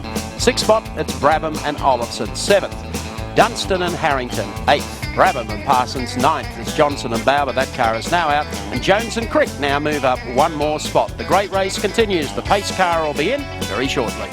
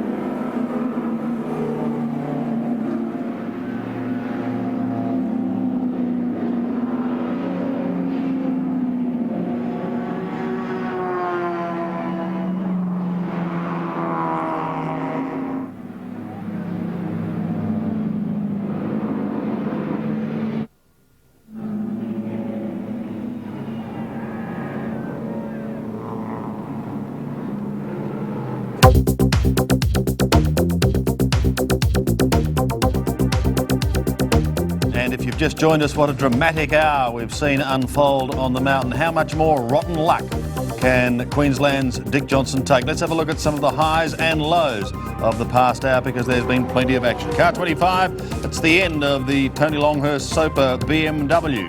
Tragedy for the Beamers. Wayne Gardner into the pits, found that he had tyre problems. So just as hard on 4 wheels as it is on 2 for Wayne Gardner. Car 3, that's the Ashby Reid Commodore. Just losing everything on the mountain. All power gone. And any chances of a big performance in this year's race also out the window. Mark Scaife coming into the pits, and in doing so, Larry Perkins regains the lead in what is a tremendous struggle on the mountain. Perkins and Scaife, Scaife and Perkins, it's still going. This is car 77, the Ellery Gassati Sierra, out of the race, spewing oil all over the track. Dick Johnson, how things can change. At one moment, you can be having a chat and waving to your fans. Perkins Hansford's car coming into the pits. This was a driver change for the boys. And again, we had a change in the lead. And we also had a change in fortunes for Dick Johnson coming up shortly. And here it is. Drama last year, drama again this year for Dick Johnson chasing his 3rd title. He is slammed into the wall, and his 93 campaign, sadly and tragically, has come to an end. So Dick Johnson is now look to 1994. Thank you, Sandy, for that update of what's happened here. in the past hour at Mount Panorama at Bathurst. The Mazda pace car is still out on the circuit as we await the Johnson car to be removed. But you'll notice how tight it is at the front part of the field. Others have gone into the pits. What's happened here? Looks like the order's changed. Perkins is now 5 cars in front of Scaife. The Scaife has gone in. There's been a bit of a shuffle of the order, no? Now Scaife, no, actually that's car 2. So Scaife has actually gone ahead of the pace car for some reason. He's just passed us on pit straight. Now what's happening here? Well, the pace car is still out there. He's still got the lights on. Scaife has gone ahead of the pace car. There he is. You're not supposed to do that. We didn't No. see him actually pass the car, and I wasn't sure whether or not he actually, when I saw it missing, whether he came into the pits or not. Now you can get pinged. Get pinged big time for that. But big time for overtaking the pace car, and I don't. Why would he do it? We're working on getting an answer through the race organisers at this stage. Now, whether or not he is waiting, I'd say that's what he's doing. He's waiting for the pace car to catch him up and drop back in the queue. How he got out of the queue, I'm not quite sure. There's the Mazda RX-7, the 12-hour winning car, heading them up a mountain straight again. So, get to the bottom of this deal. I guess one theory is that perhaps Fred said the engine temperature might have been dropping and he wanted him to give a bit of a run to stop the engine getting too cool, but even still, he's overtaken the pace car. There's the distance. Out there like the proverbial shag on a rock, apparently having passed the pace car. I mean, we didn't see it happen. We were in a break, but I can't imagine he could get to that point on the track unless he'd driven straight past the pace car. Well, there may be some legal ramifications at the end of this race. When we get to the bottom of this, that's extraordinary. Now here he is, he's pulling over. My guess is that perhaps the cars are getting a little bit too cold running around behind the pace car. He's gone ahead to try and get some temperature back in the thing. He's been waved in behind now. But whether that's legal, we're yet to find out. I'm going to let others deal with that. Yes. It may be, could it be, Mike, that the pace car came out in front of slower cars in the field? Traditionally, the pace car comes out in front of the lead car, and they're attempting to make adjustments as they go around so that you've got race order for a restart. Well, apparently he did pass the pace car, and I think the stewards got on the intercom to Fred Gibson and said, tell him to cool it and get back in behind the pace car. What happens after that, I have no idea. But they come across the top of the mountain now. Shouldn't be too long before we're back to racing. A bad day for Dick Johnson, but cast your minds back to 1980 and the Rock. That's what started really part 2 of the Johnson career here at Mount Panorama. Time for a mountain memory.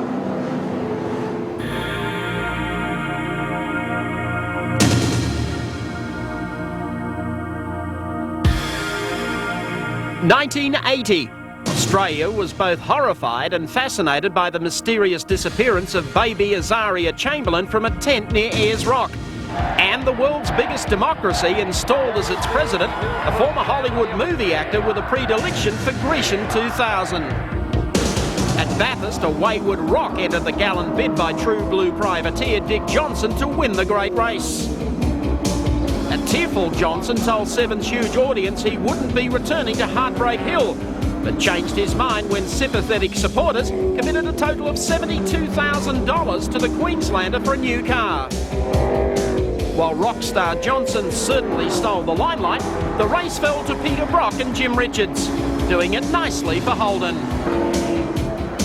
Yes, back in 1980. That was the first major problem for Dick Johnson with the Falcon here at Mount Panorama, and I'm sure he's not going to forget 1993.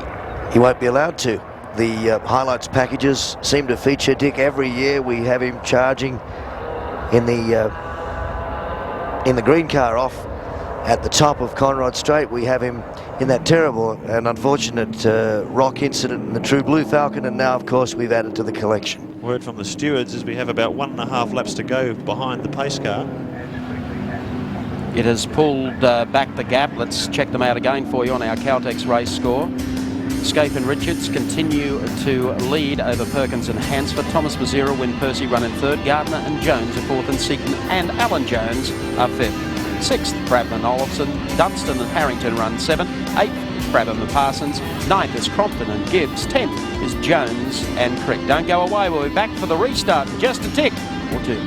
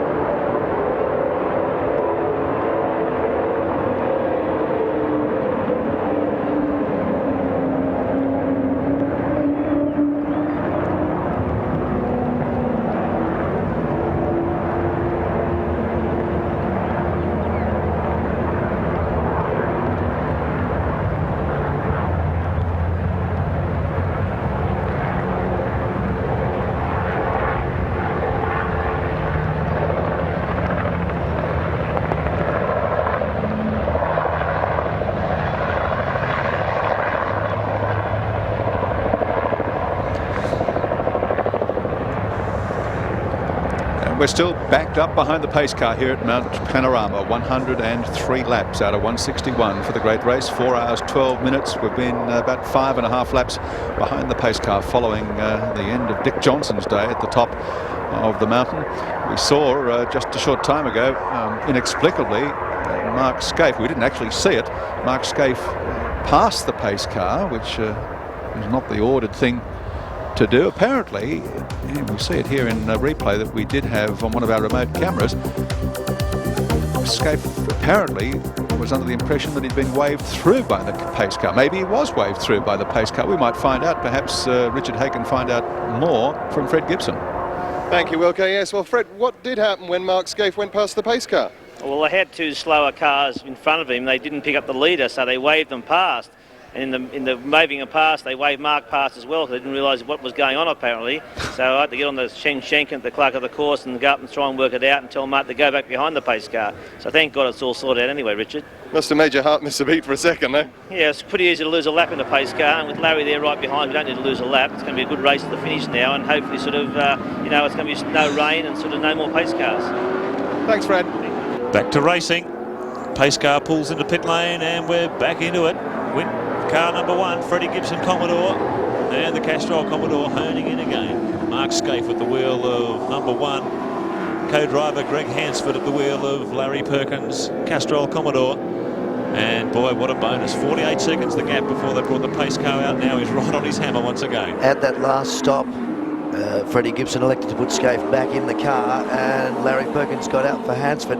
Clearly, they're going to try and put as much of a gap between themselves. They left their premier driver in, and they're going to try and put as much of a gap between them as they possibly can. Mind you, Greg Hansford's not a bad pick. He's no slouch. He's been doing a very good job through the traffic. And that also points, I guess, to the confidence that Larry has in Greg Hansford at this stage of the race, a critical stage. Please don't think I was being rude about Greg. I apologise to the Greg Hansford fan club. One of my favourite drivers, certainly one of my favourite motorcyclists. I saw him here in '74 in the Grand Prix race with Warren Willing, wheel for wheel, the lead changing 14 times in the race. Sensational. I respect him. Leave me alone. Race leader Mark Scaife in the #1 Winfield Commodore, highballing in front, the pace car off the circuit and back to full-blooded racing. A gap of just over 2 seconds now from Greg Hansford in the past. I heard that too. Yeah, I don't know who's yelling at me for I don't know who it was aimed at. But Scaife putting in the big ones now. He's trying to open up some gap here on Hansford as soon as he can. These cars have all their gearbox and diff temperatures will have all gone down. Nice cooling off period, so it's effectively turned into 2 different races. But the theory from pit lane is that from here to the finish, Perkins will only require 1 more stop, and the Winfield car will require 2. That's interesting. 55, which has been running in the top 10 for so long today, but no longer. Yes, it is. Sorry, it was when it came to the pits, was in 7th place, but has been there for the best part of a lap now and lost a considerable amount of time. Back in the running, Steve Harrington at the wheel as we return to race leader Mark Scaife, coming back across the start-finish line once more to clock up 105 laps. Well, Greg Hansford there. It's a visual gap. You see on that wide shot, it's just keeping him in view as they came across the strike that time. 3.7 seconds the gap. But Greg could be driving towards us. This is a pretty good plan. The point I would make, and it's always nice to give a guy a rap when he deserves one, but Greg Hansford has driven the 12-hour race here and been a part of Mazda's winning strategy for the last 2 years and hasn't raced in anything else. And I think it's just fabulous to see that Larry Perkins would entrust him with the pole-winning car. His speed today and his handling of the car in tight moments has been superb. One of Australia's most underrated drivers, Greg Hansford. He certainly is. He's a once-a-year racer, but a guy with tremendous racing pedigree. 41 years of age, lives in Brisbane. 6-time Australian motorcycle champion, 2nd in the Australian Endurance Championship in 1984. It was Alan Moffat's RX-17. Class winner of Bathurst 1000 in 1985, and his best result 4th at Bathurst 1000 in 1986. Tremendous competitor, and a guy who can just turn up here at Bathurst every 12 months and get right on the pace. It's quite a phenomenal talent that this guy possesses.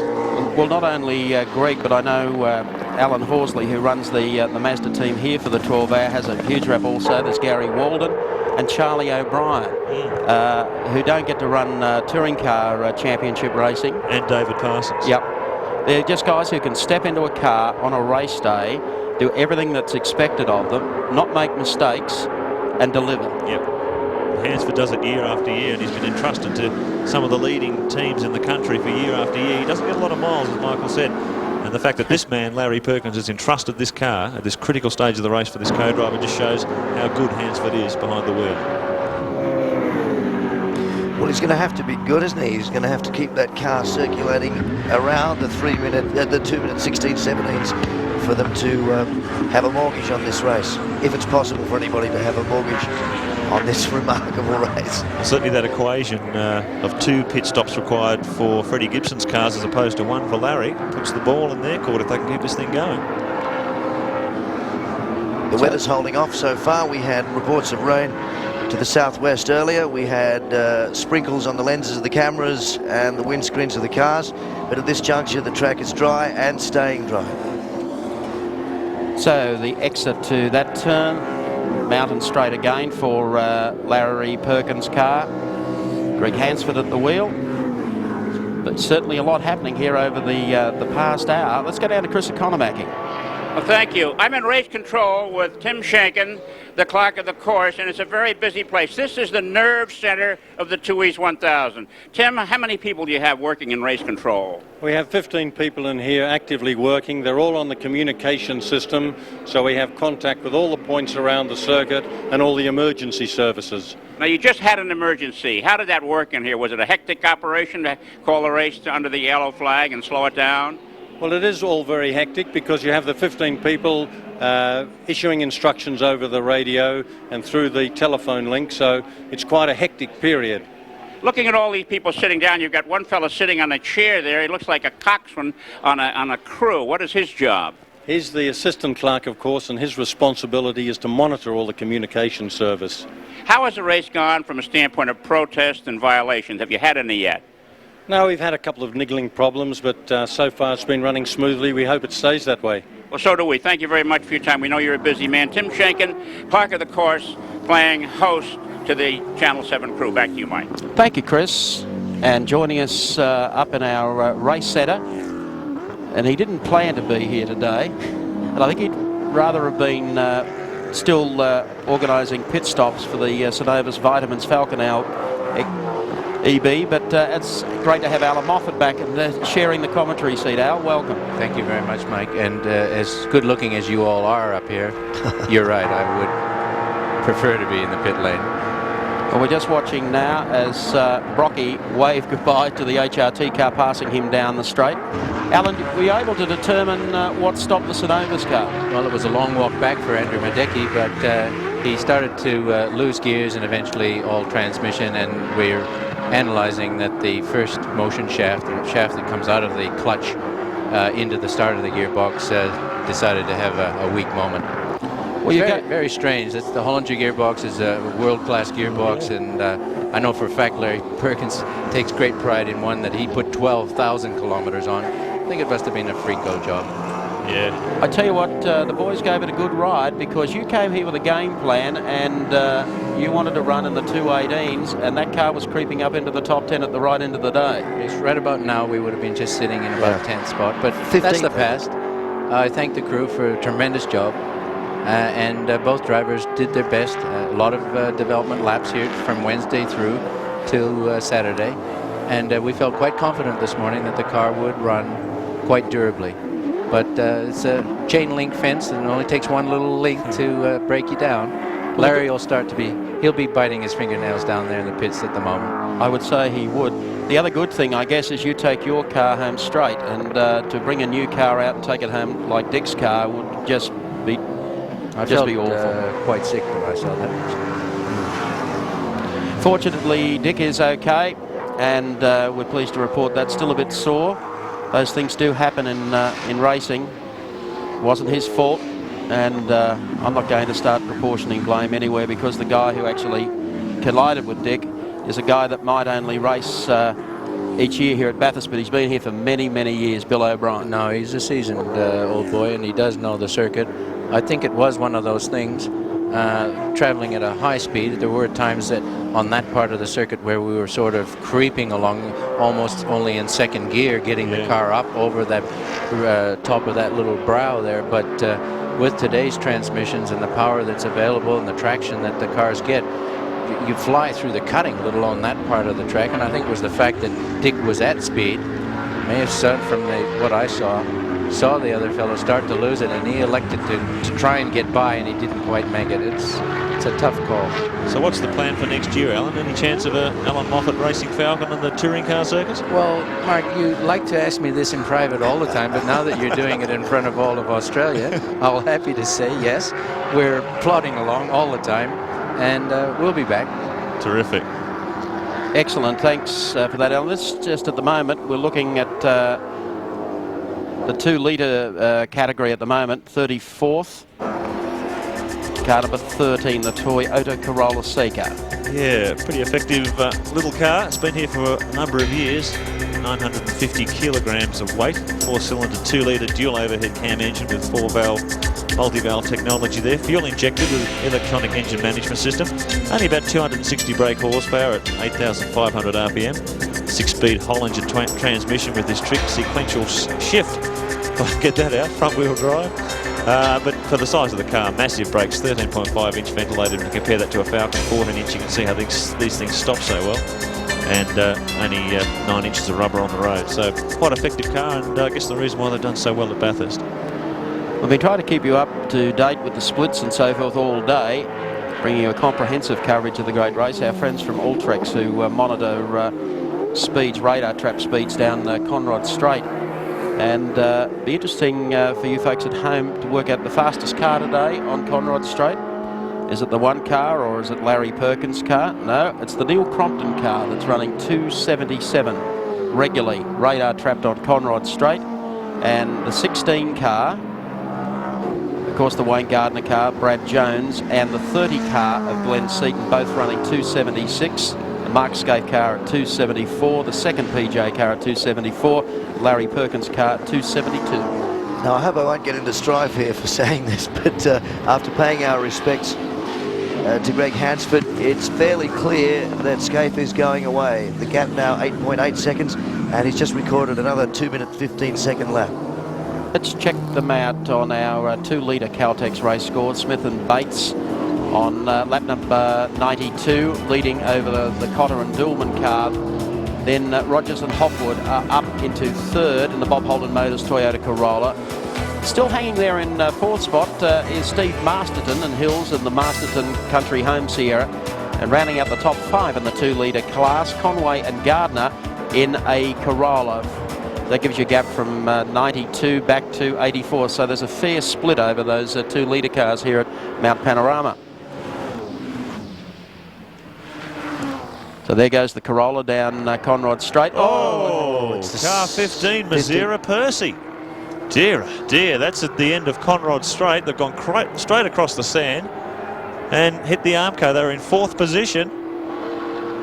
It's a quirky time. It always happens at Bathurst this hour. 2 till 3 o'clock in the afternoon. It all starts to turn upside down. Just unbelievable to go away and give you 2-litre fans an update on your cars, and at the same time in has gone the 15 car. Here's what happened straight off. He knows where he's going. One thing about understeering, you know what you're going to hit. Crunch! Ooh. And look at the jerk on the neck there as Percy got flung forward. So Win Percy out of the car. What a great disappointment for the Holden Racing team. That was a real slingshot on his neck. I don't think people are aware of how heavy the helmets are. Look at that shot, Alan. Look how heavily he's hit the fence. Definitely. I'm surprised to see Win. Well, he got his helmet off in a hurry, and you notice how quickly he got away from the scene of the crime. It's another argument for the window nets we were talking about earlier, really, isn't it? We've seen it now with Dick Johnson. He nearly flicked his head out the window twice. Cameron when he impacted with the concrete at the top of the hill. We've seen it again with Win Percy. It must be a safety consideration that we look at next year. Mandatory in many races in North America, Doug, and a lot of the speedway drivers won't even think about going in without their neck leash, I think. To reduce the whiplash. Be interested to hear the story from Win Percy when he gets back to the pits, exactly what caused that accident. The arguments against must involve difficulty in removing a driver from, say, a burning car or an inverted car with a fuel leak. No, I wouldn't have thought so with window nets. In NASCAR racing, anyone that's drilled, the window nets are in the same spot. The release points are identical on all cars, and it's a lot quicker to get a window net down than to try and open a door that's crushed and get the window down. Absolutely. Yeah. And it's the safety factor of the driver that is just so important. And these cars are travelling so fast, as we saw with the Dick Johnson car. That happened in just a split second, where Dick was at probably 180 k's to a dead stop across the road, and you finish up getting hurt or killed when your head hits a concrete wall because it stretches out of the car. So it seems odd that many drivers resist the introduction of the window net. They don't like it, what, rattling against their helmets? Or it wouldn't be the drivers, Doug, until it's allowed by the sanctioning body, by CAMS, we wouldn't be permitted to fit them to the cars. It would be deemed an illegal component. Well, it's something we have to force through. Peter Jackson. Sorry, Alan. Peter more Jackson. Drama. Yep, Glenn Seaton, the car, look at this, they have a problem with this. It's popped a tyre. He's had a moment. Let's go down to Andy. As you can see, it has had a big moment here. The tyre shredded off the rim. the Peter Jackson boys doing a little bit of panel beating. I don't know if they'd get their licence as panel beaters, though. There's smoke coming off the rear brakes. Alan Jones is at the helm. I have not seen what's happened, but they are replacing that front right tyre, and AJ is off. Thanks, Andy. Get an update on that too, what actually caused it. Car number 30 was running fourth, has rejoined in fourth place, so it hasn't dropped anything out of that. And the race order's still the same. Mark Scaife, Jim Richards' car over Larry Perkins, Greg Hansford. Up to third now is Wayne Gardner. Might be timely now to check out the top 10 for you, courtesy of Powtex. Our thanks to them. Race is heading up to 4.5 hours. Scaife and Richards lead. Perkins and Hansford in second. Gardner and Jones now in third. Seaton and Jones up to fourth. Brabham and Olofsson to fifth. In sixth spot, it's, well, the Mazira Percy car's going nowhere. Dunstan Harrington move up now to sixth. Then it's Brabham and Parsons, Crompton and Gibbs, and Jones and Crick also now well within the top 10. More drama to unfold here at Mount Panorama. Whatever you do, don't go away.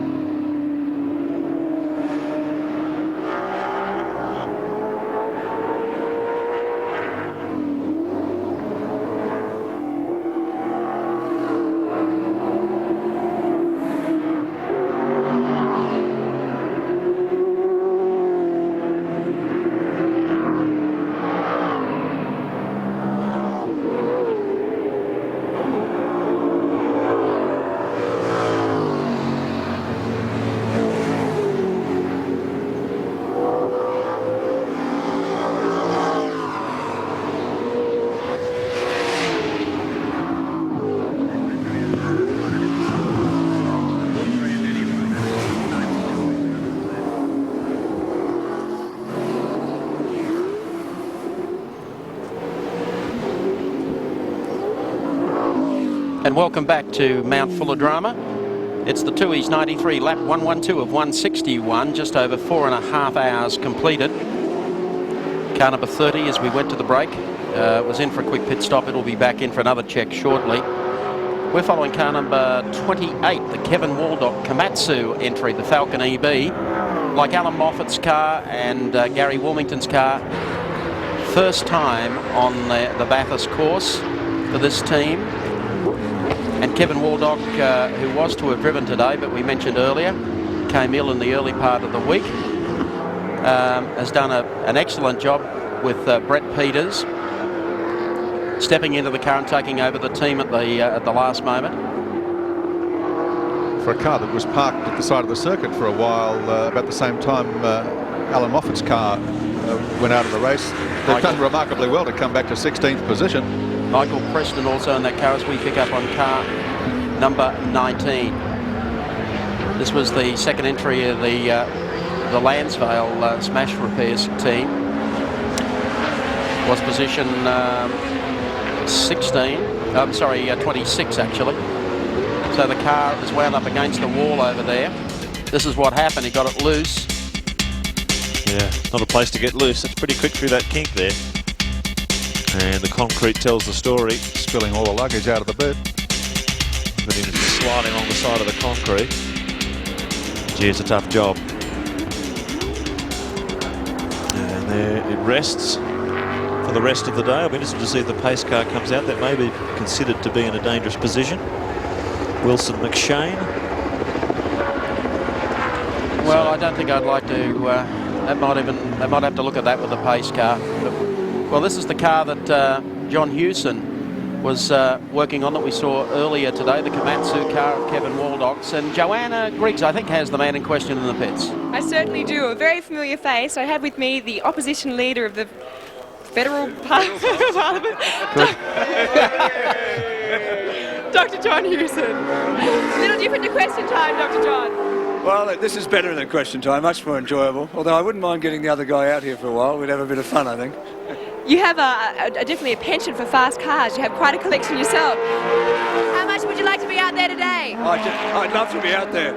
I don't think anybody would trust me, but I'd love to be out there. So I have to settle for being in the pits, which is a fantastic experience. It's a great race today. It's your second year in the pits, but it's by far the 7th time you've been here, is that right? Yes, that's right. I've been here 7 or 8 years. It's second time in the pits and second time with this team, the Komatsu team. It's a pity Kevin can't be with us. He's got a bad heart, but I don't think I'd want to be his nurse today in hospital, I've got to tell you. I think he'd be a hard man to live with right now. That's right. Okay, well, we'll leave it there. Thank you very much. Thanks, Joanna. With John Hewson, who really does love this race and comes out each year. I noticed with the tow truck over there, Alan, on the approach shot to Caltex, no pace car out there. I would hope that nothing else repeats the incident that got the car into the wall. He's on the right side of the track. The cars coming off Conrad will be fading to the left, so him being on the right, he's reasonably safe, but Murphy's Law, just because he's parked there, somebody's likely to hit him. My congratulations to Kevin Waldock for producing this Komatsu Falcon. He started the project practically the same month as we did with our Synovus Falcon, and the effort that he must have put in and his boys to get it, and compliments that it's still running, Kevin. Watching the Donahers come down the side of the mountain, car 21. Now, these guys have done a fabulous job. They sure have. As Chris Economaki would call them, a low buck team.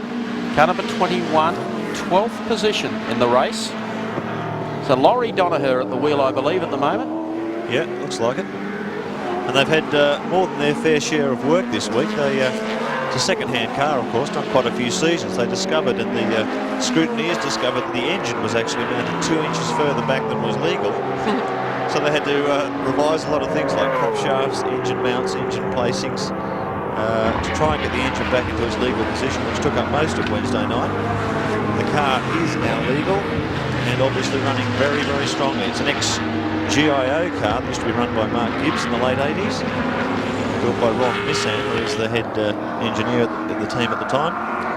So it just shows the sort of life you can get out of some of these Group A touring cars. Older cars, and I must say it highlights the level of scrutineering. The ARDC have a savage reputation, and people at home may not realize the grind that we are put through. It starts on Tuesday all day long.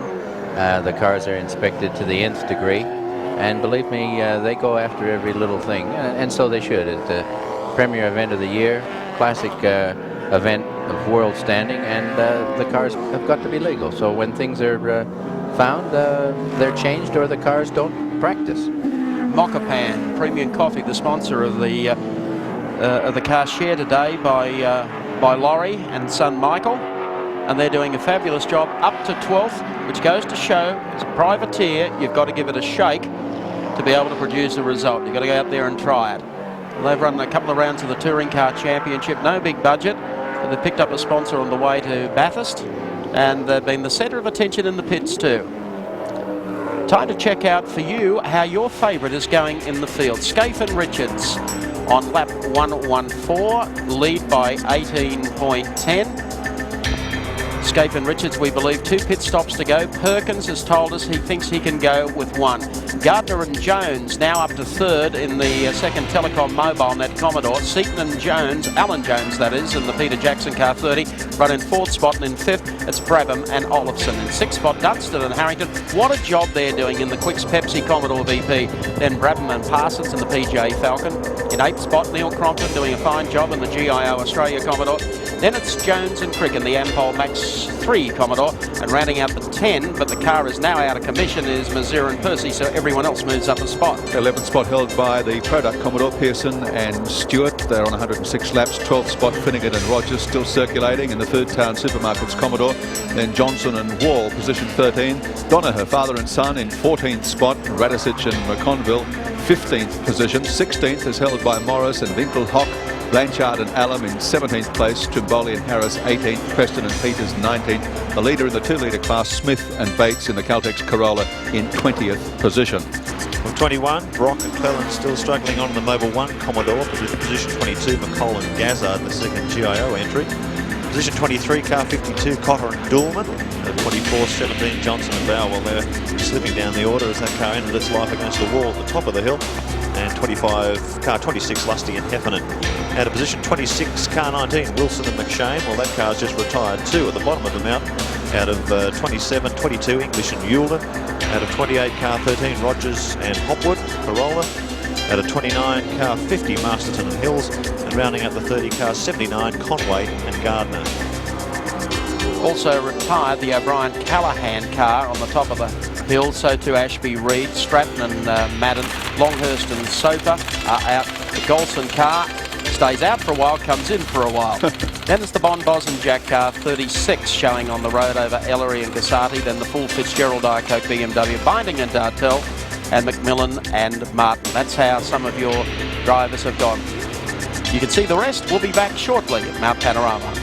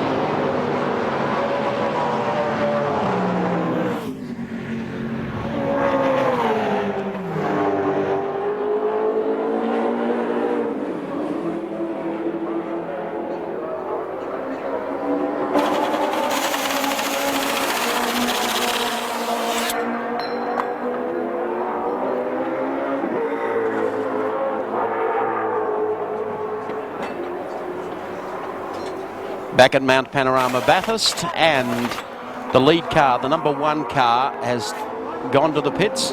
Let's go down to Andy.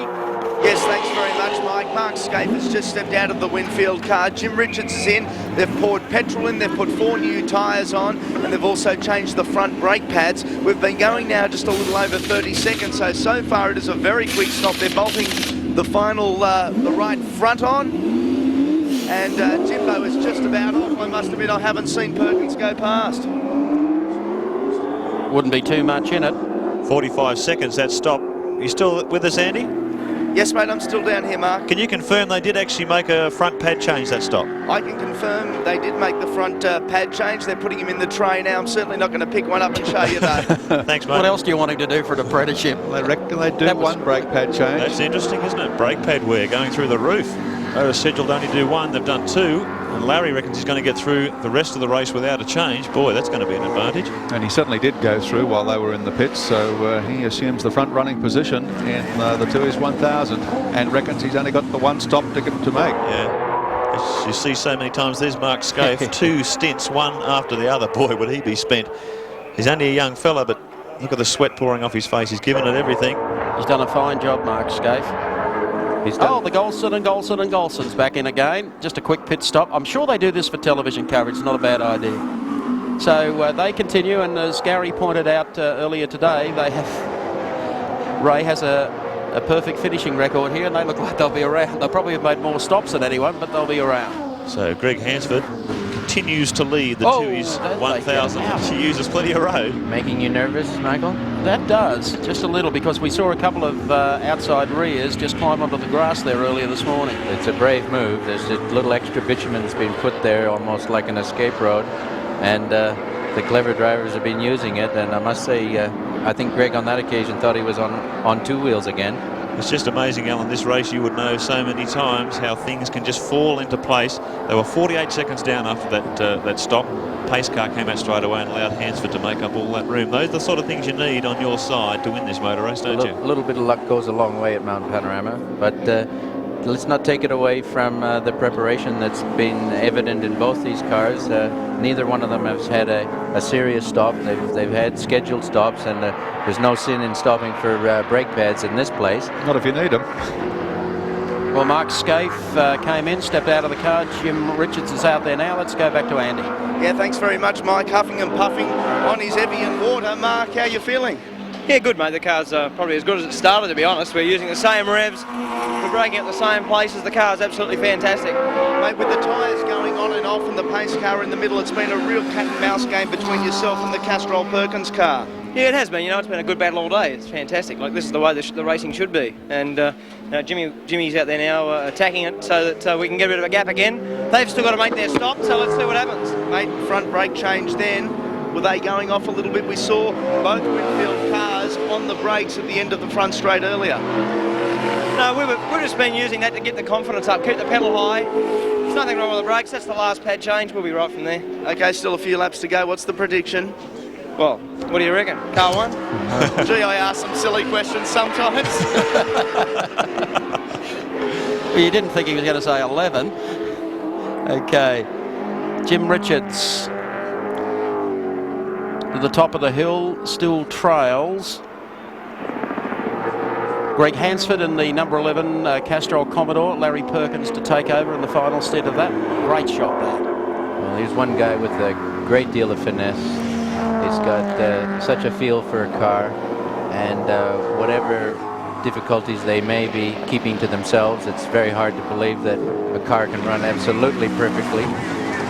But Jim will be able to hold that one together for the next number of laps he's asked to do. Well, he's got a 45-second deficit. Here's an old mate of yours, Al. You want to say hello to him? Brock, how are you?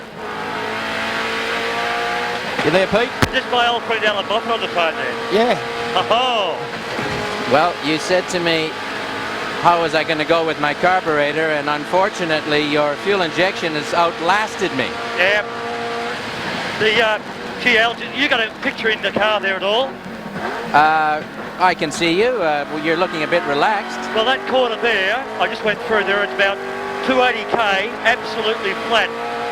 So it's not bad, but I've got no second gear, Al. I'm having to hold it second. Well, actually, I thought for a minute it was Doug Mulray in the car, but now that I see your mobile sign there, oh, that was a nice little one. Easy on that gearbox, Brocky. Yeah, I know. Look what I'm doing. I'll show you. I'm holding it in there like that, steering one-handed, and then booting it.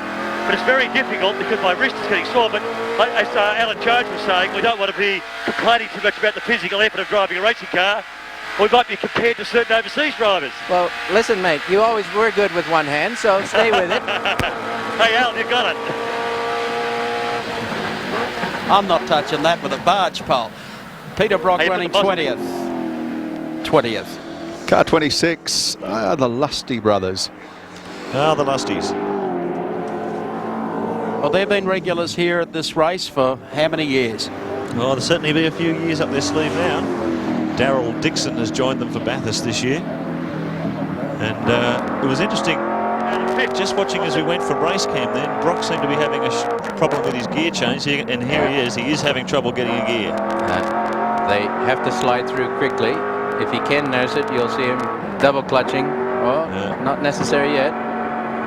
But that looks like it's getting worse, Alan. If he can't get the thing to stay in second gear initially, now he's starting to pick up, having trouble picking up more gears. I guess the transmission's deteriorating. Yeah, they do, and we haven't seen this happen at all in the Shell Series and the Touring Car Championship.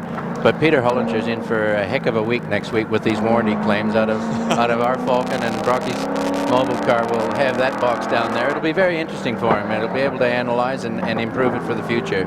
Yeah, that is interesting. Certainly been very successful in sprint form. So Brocky holding it in gear. You can see him physically with the hand on the gear change. Just trying to pick up cogs and get the thing back to the pits. Into fifth there. Oh, look, he can't get top gear. Can't get into sixth. Back into fifth. So he's talked to the boys on the two-way radio, and I'm sure he'll be pit-bound on this lap. He can't go on like that. Well, I hope we didn't. I hope we didn't put the Moz on him. Let's see if Brocky comes into the pits or no, he's going to keep going. Well, this will be interesting. He's going to try and soldier on, running 20th on the road at the moment. I don't know, they may be preparing another Hollinger gearbox down there in the pits they can slide in. Well, that'll take a half an hour, and with us on the 119th lap, I don't think he'd want to try that at this stage. They can come good. It's a case of the synchronization, and if he just plucks it at the right revs, he might be able to nurse it through. But that seemed pretty terminal in sixth gear there on the main straight. It's hard work. Good sounding engine. I'm sure he's quite frustrated that he can't get the potential out of the car that it deserves. Just fading to the right here through Repco, up the hill. There's Graham Brown, the team manager, talking to Johnny Cleland. Obviously aware of the problem through the headsets, and very little they can do about it while Brocky's out on the track. John Cleland would be very disappointed. He's been raving about this place and this car since he got here for the media day following the final round of the Touring Car Championship. There's a big cheer about to go up in North Queensland here as 05 comes on up on the back of car 14. Warren Johnson down from the tablelands in North Queensland. All the guys there, all these supporters and all these fans gather at the local and watch our telecast from the moment it starts to the moment it stops to cheer him on. Partnered this time around by Des Wall in their Commodore VL. They're in 19th position, so just goes to prove as long as you're out there and circulating, there's always a chance at Mount Panorama. Well, we dealt earlier with Laurie Donaher and his son Michael, the privateers in this one. You're talking about Warren Johnson. Here is the car now. This will bring a big cheer at up on the tablelands. They've been regulars here at Bathurst, always come. Not a huge budget to be able to run the race, and rarely do we see the car anywhere else during the course of the season. But I think it might be timely, seeing that Brocky's got so many problems. We might go down to John Cleland in the pits. Yeah. John, you might be able to see if you can sort out what's happening with this car. Talk to Brocky. I don't know what he's done to it. It was fine when I left it. it developed a vibration in the gearbox and the prop shaft when it broke, and unfortunately what it's done now is it's shaken loose all the gears. It was jumping out of second gear. If I could just have a word with him, maybe I could help him. We're going to try. Brocky, can you hear us? Yeah, I can hear that conversation. Can you hear the man with the strange accent? It's a appropriate connect. Listen, I'll teach you how to speak Scottish before I leave Australia.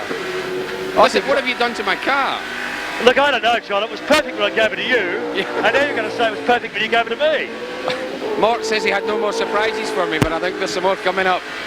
Actually, I think that we've now got a gear selection problem. Yeah. I'm trying. It feels such very mushy inside there. I'm just trying to figure out whether it's worthwhile struggling on or coming in to fix it. It's hard to steer with one hand, isn't it, Peter? Very difficult up through here. The steering is so heavy, but still, that's okay. Good job I had the porridge this morning. I did have my, I believe Alan Gow called it my current seed. Well, I'll tell you what, it looked like rubbish to me, but it's obviously good for the strength. It was okay. See you in a while. Bye. Bye, Pete. Thanks, guys. They're going to need more than porridge to get that one home. They might need porridge to keep the whole thing together, I'll tell you. Car number 26. The Lusties. We started off to show you a bit of the Lusty boys. We were sidetracked there for a moment. They're running 25th in the race. We keep saying Lusty boys. It's only one Lusty, actually. It's only Graham and with Kevin Heffernan. Well, Daryl Dixon, team manager for this operation, a former Formula 3000 team manager in Europe.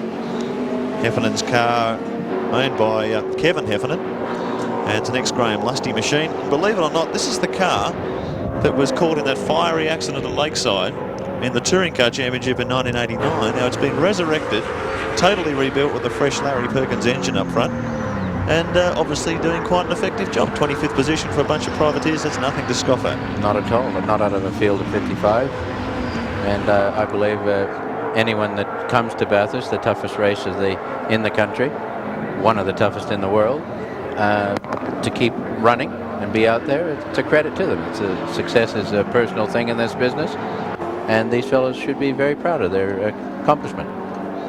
Well, these guys don't really come here, most of them, with an expectation to win, but an expectation to finish, and they'll be quite happy if they can do that. Top 10 positions on our Caltex race score after nearly 5 hours. Perkins and Hansford in the premier position, ahead of Scaife and Richards in the first of the Winfield Commodores, then Gardner and Jones for Telecom Mobilenet Commodore in third place. Then in fourth spot, car 30, Seaton and Jones. In the Peter Jackson EB Falcon, fifth is held by Brabham and Olsen. In the second of the Winfield cars, sixth place, Dunstan and Harrington. They have been in there all day and looming now in sixth place. Seventh spot, Brabham and Parsons in the second Peter Jackson car. Then Crompton and Gibbs in the GIO Commodore. Jones and Crick in position number 9. And Pearson and Stewart also doing a fantastic job in the Product Commodore to hold down 10th place. More to come in a moment.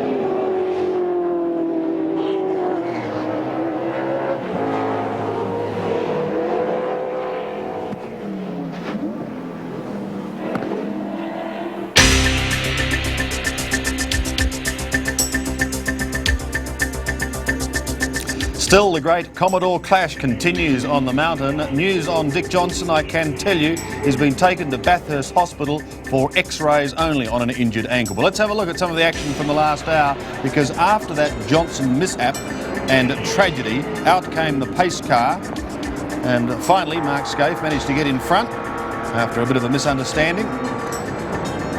Race cam shot of Brock waving bye-bye. Win Percy locks a break. He hit the fence at Murray's Corner. And that was the end of Win in 1993. Disappointment for him and Thomas Mazera.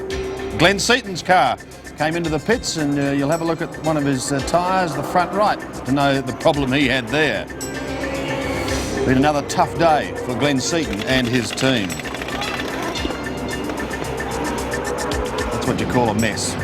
Car 19, the Wilson McShane VL Commodore, coming to grief, hitting the wall down there at Caltex Chase. And his annual campaign was over.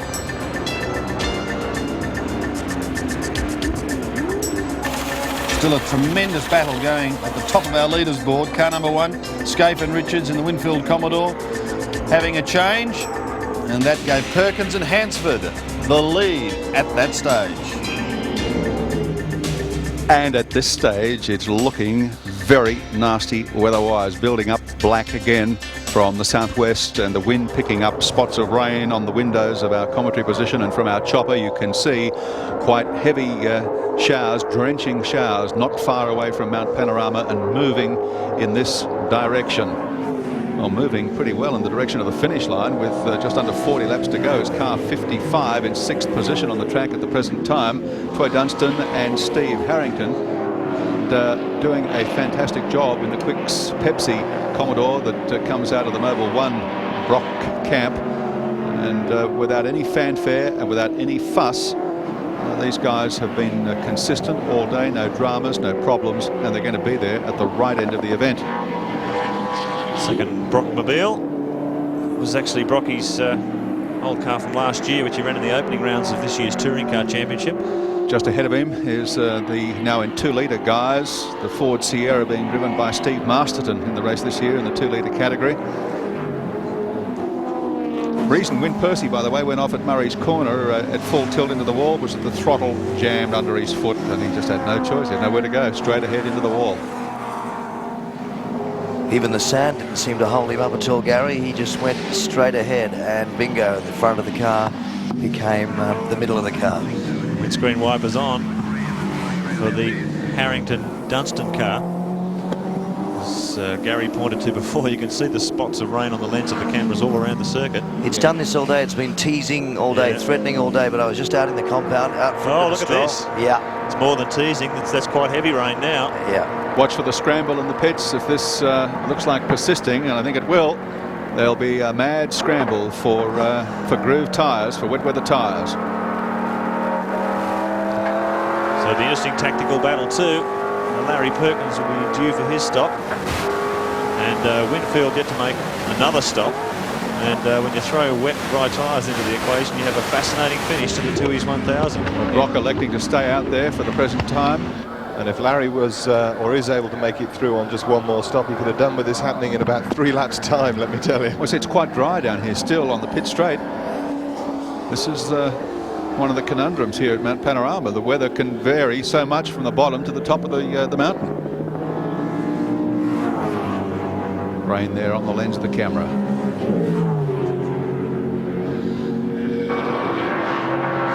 Peter Brock continues. Gearbox problems for him, making things a little difficult. Trying to drive one-handed under these conditions will be a nightmare. Brad Jones, the surviving Holden Racing Team Commodore, car 16. A little bit of break up there, but he's got the windscreen wipers going, and there's a lot of rain on the screen.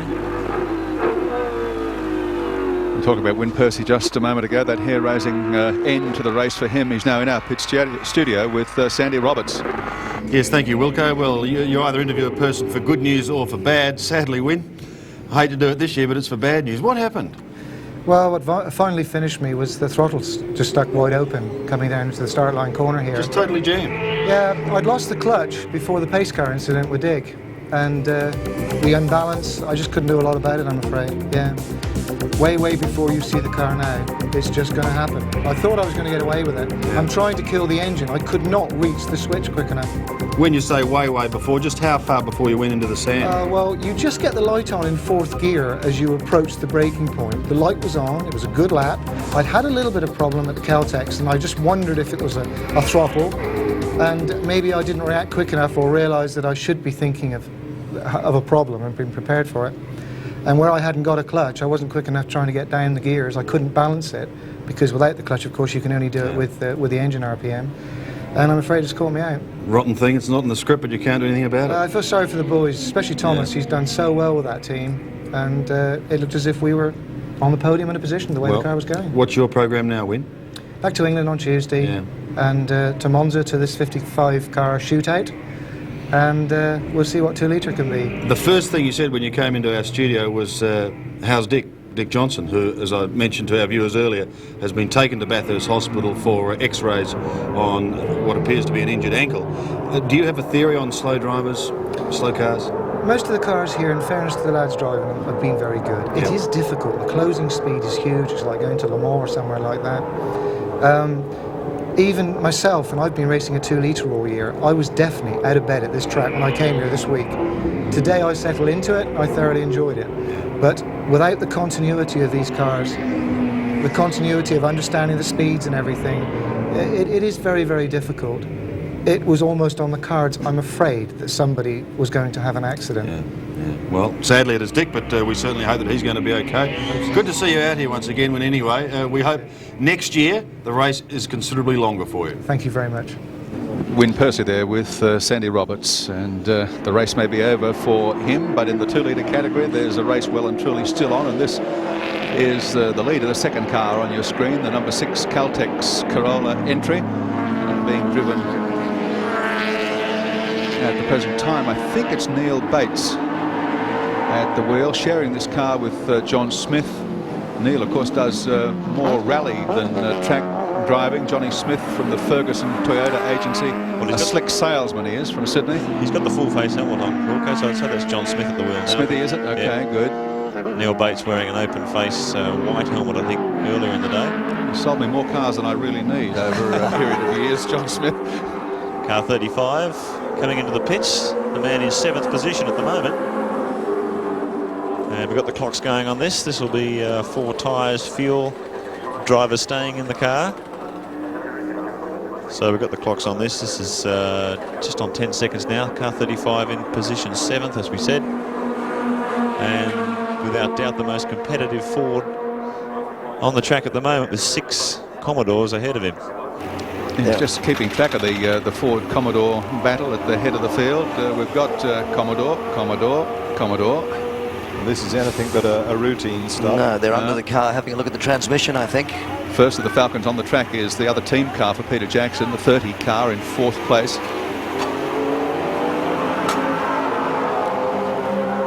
Then 2 more Commodores. Then this car was in 7th position.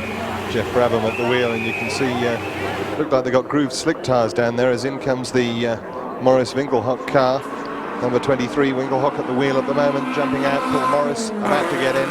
This car was in the pits for some considerable time earlier, but they got the problem fixed, went back out, and they've continued, and they're in 17th place. So, as we've said several times, keeping on is what counts. The bonnet is up again now. I suspect they're having problems with that misfire again, Wilco. Let's check out the 2 litre situation. We're just following this car of Smith and Bates, the leaders in the category, ahead of Cotter and Dillman in the BMW 2 litre, defending champions from last year. Rogers and Hopwood in car 13 in 3rd spot. The Sierra, Masterton and Hills in 4th, and Conway and Gardner in 5th place. They're the top 5 in the 2 litre category. Diet Coke team. Dramas continue all day for the number 23 Diet Coke BMW. There's our stick cam. And it is the same problem again. Yep. Dear oh dear. You're going to bleed it again, I heard one of the crewmen say. So looks like there's hydraulic problems as well aboard car 23. Winkelhock trying to attract somebody's attention. It's the last thing you would have expected. I remember Steve Soper saying during the week they'll just keep going and going and going. But boy, hasn't there been some problems for the cars throughout this race. Meanwhile, 35 rejoins. David Parsons back at the wheel and holding down 7th place fairly comfortably. There's another car that has had more than its fair share of dramas today. The second GIO car, McColl and Gazzard. But for all of the dramas, they've still managed to keep up and running. The headlights are ablaze now. It's getting very dark on some parts of the circuit as the heavy thunderclouds roll in from the southwest. Yeah, one of the first of the pit visitors with an oil problem, which looks to have been cured now. The cars run quite strongly.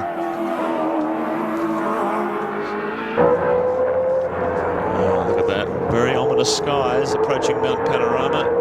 So looking out from the commentary box, that wind has picked up into what looks like gale force if you judge by the flags, and getting very, very dark. That veil of rain wouldn't be more than 10 kilometres away, and Look with this at that, breeze... Wet tyres going onto the BMW. They've discarded the slicks, so this is your first indication. This is the best surviving of the 4 BMW brigade to come out of the Longhurst camp. Car 20 in 12th position when it came in for that stop. So John Blanchard and Jeffrey Full. They've gone for a full wet weather tyre, and a lot of the cars out on the track now will still be on slicks. Yeah, and it's reflected in the times too. We've got the Perkins car doing a 2:21. They were doing 2:15s and 2:16s only a few laps ago. So it's having its impact, and I'm sure we're going to see it right across the field as the rain starts to impact. And my apologies, I said Blanchard and Full. Blanchard, of course, Jeffrey Allen sharing that car with him. Stuart McColl, Peter Gazzard continue on their way. Stuart, a low buck operator. In position 23 at the moment. Car 35, by the way, rejoined the race on intermediate tyres. Car 30, the lead car, Alan Jones and Glenn Seaton. Seaton gets back into the car. What are they putting onto that? Intermediate tyres. Yeah. Tyres. The problem is, I think, that it's not yet wet enough for full wet tyres. Andy Raymond in the pits. I'm down in the pits, Tree. I love this rain, so I'm getting used to it down in the Bathurst pits. As you can see, Glenn Seaton jumping into the car. This was exactly the lap that these guys wanted to pit at. They'd planned to pit at lap 128. As you see, they haven't gone for the full wet weather tyres. A few little problems still up front, the front right hand with the fender rubbing on the tyre. Thanks, Andy. Meanwhile, a bit further up the pit lane, Larry Perkins' crew getting ready for his stop, and this is a crucial stop. We've been doing our sums up here, and we've worked it out that going by present calculations, Perkins definitely has only one more stop to make. Well, and the Winfield team also have to make another stop. 33 laps is the ideal schedule, which, funnily enough, is what's left. Seaton dropped one spot in that pit stop, came in 4th, went out 5th. Now, what is so fascinating about this equation, everything going right for both teams with pit stops and no dramas on the track, no pace cars, Perkins theoretically, on real time, will win this event by 40 seconds. But there's so many variables that can emerge in the closing stages of this race. And how much of that 40 seconds is down to that brake pad problem that they have with the one Winfield car? Well, apparently down in the Perkins pit, they're getting ready to put slicks on the car, maybe intermediates. It's going to be very interesting. This is a really hard one to pick. Yes, Larry Perkins.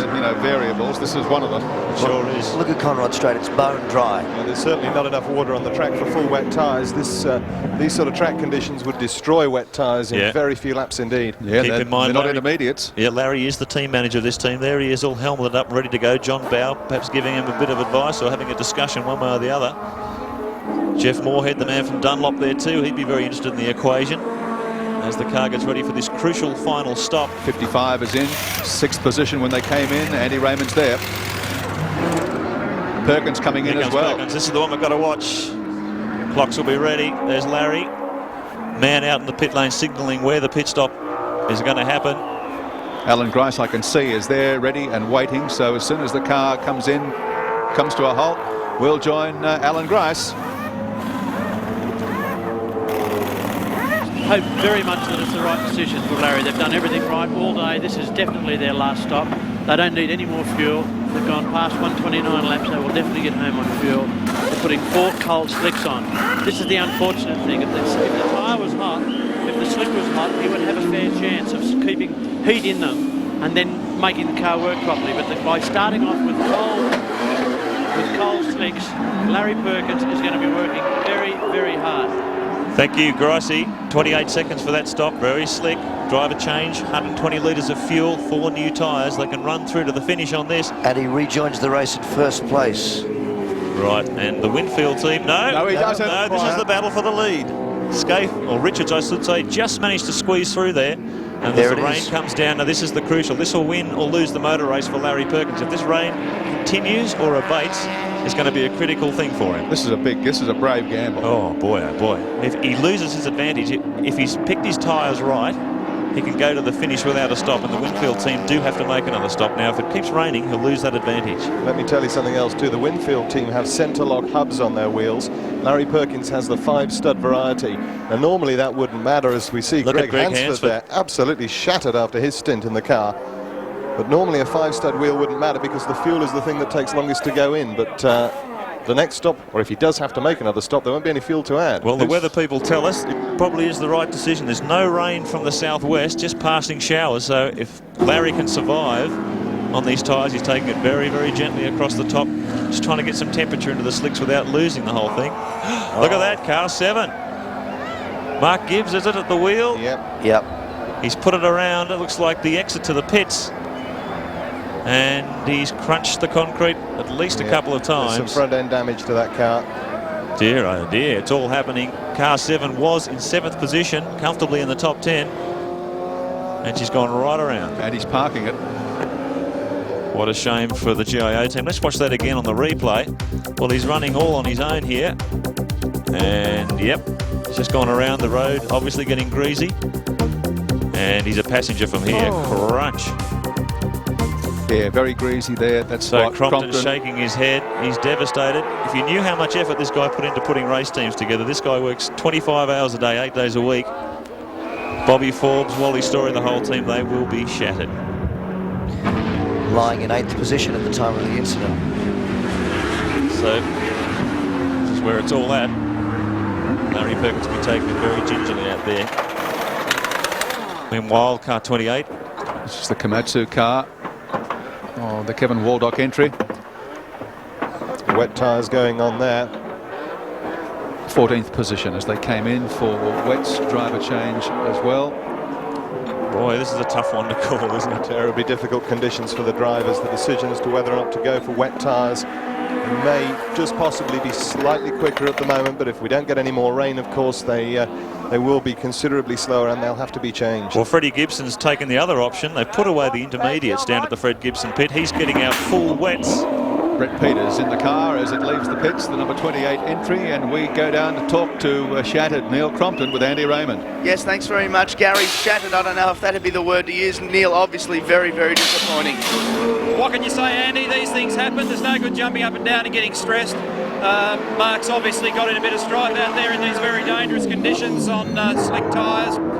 We gave it our best shot this weekend. We've had a couple of difficulties during the week, but the GIO Australia Bob Forbes Racing team's been getting more and more competitive, and it's our mission now to go to the Grand Prix and put on a good show, and then hopefully in 1994 we'll be a force to be reckoned with. So, months of hard work, mate. I guess it is a funny feeling, hard to describe, because the GIO team in the last 6 months has just come on in leaps and bounds.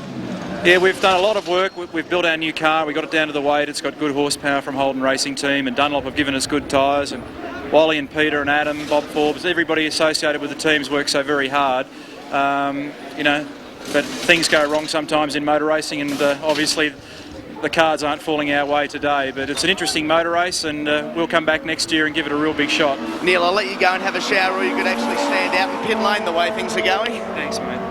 Look at those eyes. They say the eyes are the windows of the soul. Disappointed. That is a stressed out individual. He's a very sad man, Neil Crompton, and rightly so. Look at the lap times. Perkins just put in a 2:30, running around on a wet, sort of a greasy track on slicks. Scaife 2:27. And the gap between Scaife and Perkins was just over 6 seconds when they came past the start-finish line last time round. Well, Jimmy Richards at the wheel, the Rain Master. And gee, this is the toughest one to pick. It just depends on the weather. If this rain moves away, Perkins has got it at the back. Car 2 comes in now. 4th spot they were in as they came down the pit lane. Full wets going on. Freddie's made the decision, obviously. They're not going to take any chances out there. He thinks it's going to rain and get heavier and heavier. Larry obviously has different information, or maybe a different premonition. We'll find out as this fascinating race unfolds. And as Olofsson studying concentration at the wheel, anxious to get on with it. Just some minor adjustments here on the right front. I can't see what they're doing. Well, they had a puncture on that right front earlier on, which I think was probably caused by the debris on the track after the Dick Johnson incident. But they've also got the brake pad levers out down there. Well, if that's the case, is that a third change for them? No, they've done two on the other. Now that's the second for this car. I didn't actually see that they were changing pads there. I saw the levers down there, but I didn't actually see any pads. I think they may have just checked them and seen that their pad wear was in estimations. 2 was in 4th position. As I say, I think it's probably something that was caused by the puncture damage. Sure. Here's the battle for the lead. And here's the way they're sitting. Scaife and Richards continue to lead the great race. Perkins and Hansford just 6 seconds behind. Gardner and Jones in 3rd. Bradman and Olofsson, we just saw them coming for their stop in 4th. In 5th, Seaton and Jones in the first of the Falcon entries. Position 6, Dunstan Harrington continue their run toward the front. Position 7, Bradman Parsons. Position 8, Jones and Crick. Position 9, Pearson and Stewart in the Product Commodore. And in position 10, Finnegan and Rogers, the 2 privateers. Don't you go away, this isn't over yet.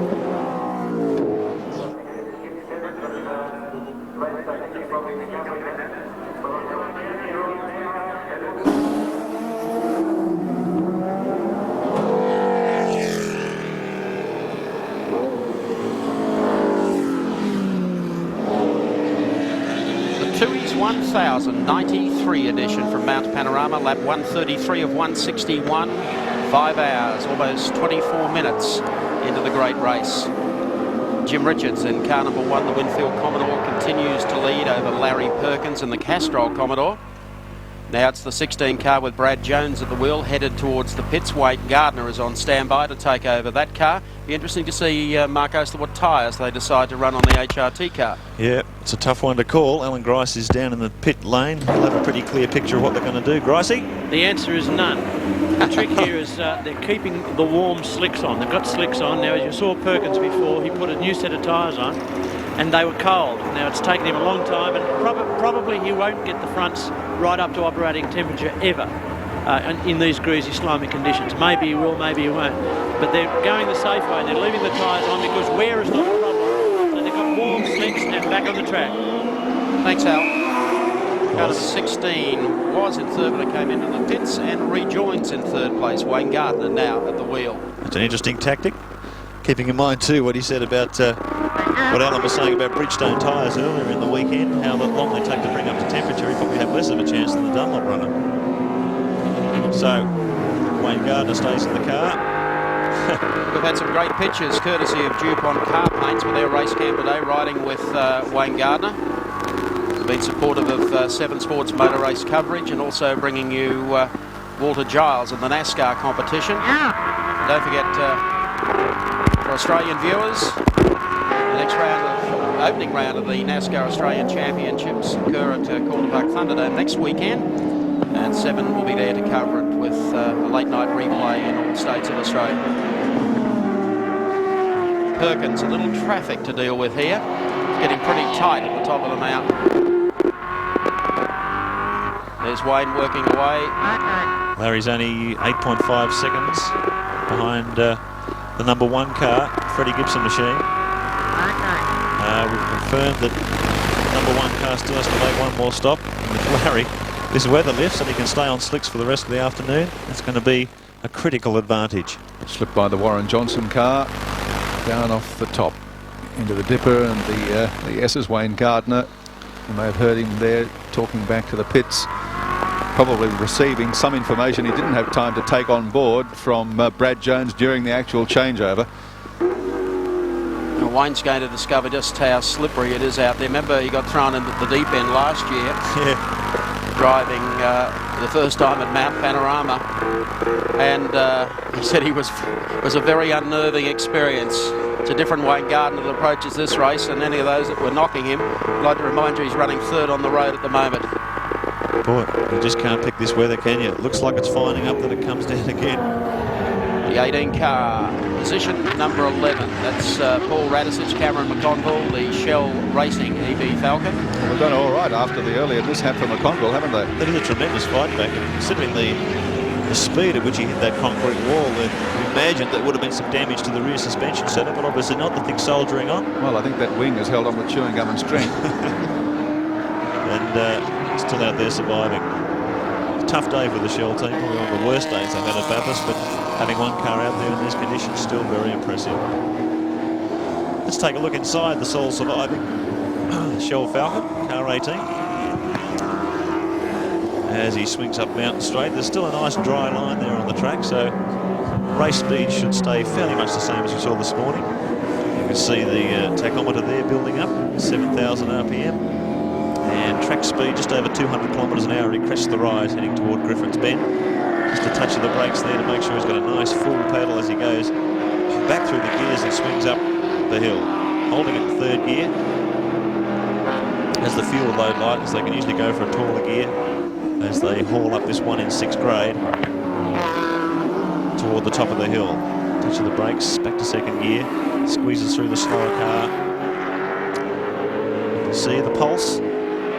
All the inside workings of this car on the screen below you there. Hopefully Dick Johnson expected back at the circuit in about 10 minutes or so. He's been down at Bathurst Hospital getting the check over. They took him to the medical centre here at the racetrack and down to the hospital to make sure he was okay. But word we have is that he'll be back. And hopefully we'll see the 18 car survive the 93 edition Tuies. Yes, last time I checked it out, they didn't have a TV monitor in the X-ray department at Bathurst Hospital, so I guess he wants to get back here to see for himself. Bad luck for Dick Johnson today.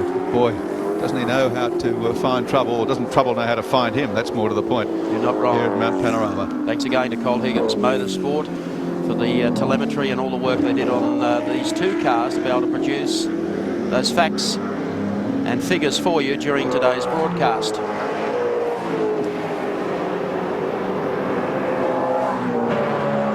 a lot of toing and froing in the pits now as the weather that looked so ominous 10 minutes ago now doesn't look quite so bad. A lot of the teams, coming in for their stops are opting for slicks now, so maybe Larry's made the right decision. Let's take a look at how they run. Skate and Richards, lap 135, 10.4 seconds behind Perkins and Hansford. Then it's Gartner and Jones running third, Brabham and Olofsson in fourth, and Seaton and Jones in fifth spot. In sixth, Dunstan and Harrington, the drive of the day. Seventh is Jones and Crick. Eighth, Brabham and Parsons. Ninth is Crompton and Gibbs. And 10th, Finnegan and Rogers. Good to see in the Food Town Commodore. 11th spot 18, Radisich and McConville. 12th, 33, Bobby Pearson in the Product Commodore. Then it's Blanchard and Allen in the B&H BMW. 14th is Car 14, Johnson and Wall. And 15th is 47, Trimble and Harris. 16th, Preston and Peters and the Team Komatsu Falcon in 17th spot 21, the two Donahers. 18th, 23, Morrison, Winkelhock, Brock and Cleland in 19th, and in 20th spot McCall and Gazzard. In 21st, Connor and Doolman. 22nd, 6, Smith and Bates. 23rd is the Lusty Heffernan entry. 24, English and Yulden, and Rogers and Hopwood round out the top 25 in the great race from Mount Panorama at Bathurst. Back in just a moment.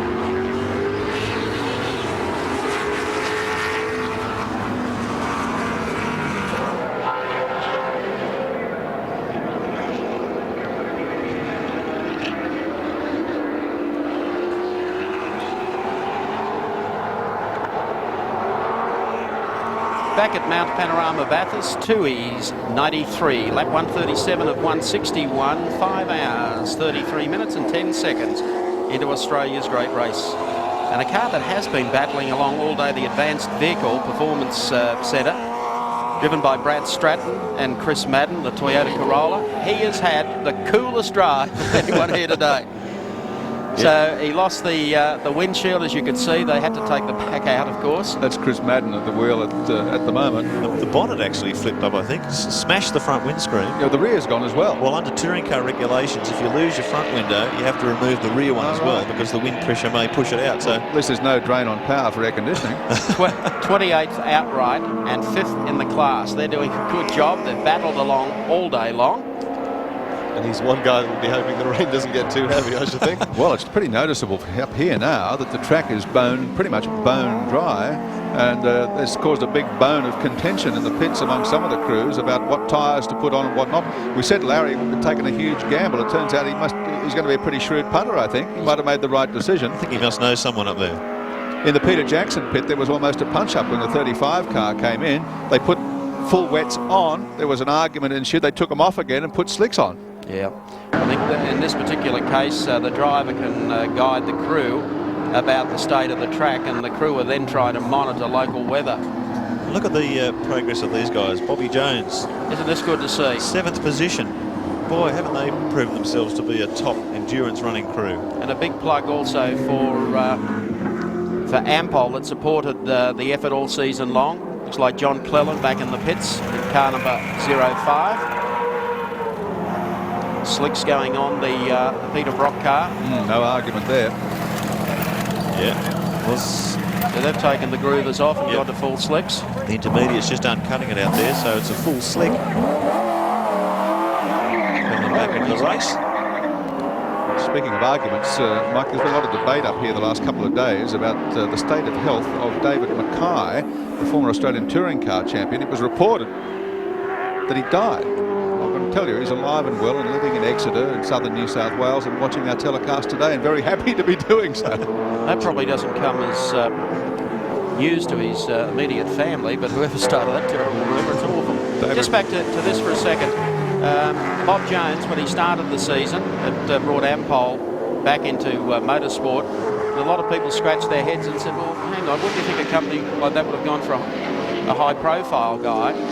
But Bob made them no promises, just the fact that if he could finish in the top 10 of the touring cars, and obviously Ampol haven't got a mobile-type budget that they're attacking with a privateer, but they've supported this guy, and it is proof again of a privateer that can go out there in the marketplace and sell himself in a team and then front with a professional-looking operation. Today they're getting the job done for their sponsor and doing a wow of a job too. Gee, it's a good operation. Second place in the Sandown 500. Built by Don Green, who now works with the Brock team, and a Holden Racing Team Chevy up front. It's a great little package, and they're certainly getting the results. There's another guy that's done well today. You remember early in the piece, he was having all sorts of problems. Terry Finnegan, the Food Town Commodore, running 9th at the moment. Some suggestion that Food Town weren't going to be there for next year. I hope they reconsider, because he's done a heck of a job for them over the last couple of years. Sure supported has. by the Huntley Hotel. Terry Finnegan once again falls under a capital P for privateer and does a wonderful job. Very successful campaigner in the Amaroo Amscar series. Guy who's been around motorsport for a long, long time. Was a Formula 2 champion from back in the 70s. And very strong competitor in the Group C Commodore days. And they always put together an immaculately prepared car. I might point out a car that is built entirely by Terry and his team, engines and chassis. He's coming into the pits now, running strongly in the top 10. That is a remarkable achievement. So Terry Finnegan heads in. His co-driver is Victorian Gary Rogers, and the 23 Diet Coke car. They've let us down. Brad Stratton and Chris Madden. Chris at the wheel. He's had a little off there, or the motor has quit. Looks fairly terminal. There's smoke coming from under there. Finnegan car. Let's go down to AJ. A lot again, they're taking off the full wets and putting the slicks on. These poor guys are only operating with 2 guns to undo the bolts. You really know they are a privateer. Listening in on the commentary, they have done a wonderful job, and an old cliche, but it wouldn't be the same here without T. Finnegan and the Food Town Commodore. Yeah, that's right. Very good pit stop. Yes.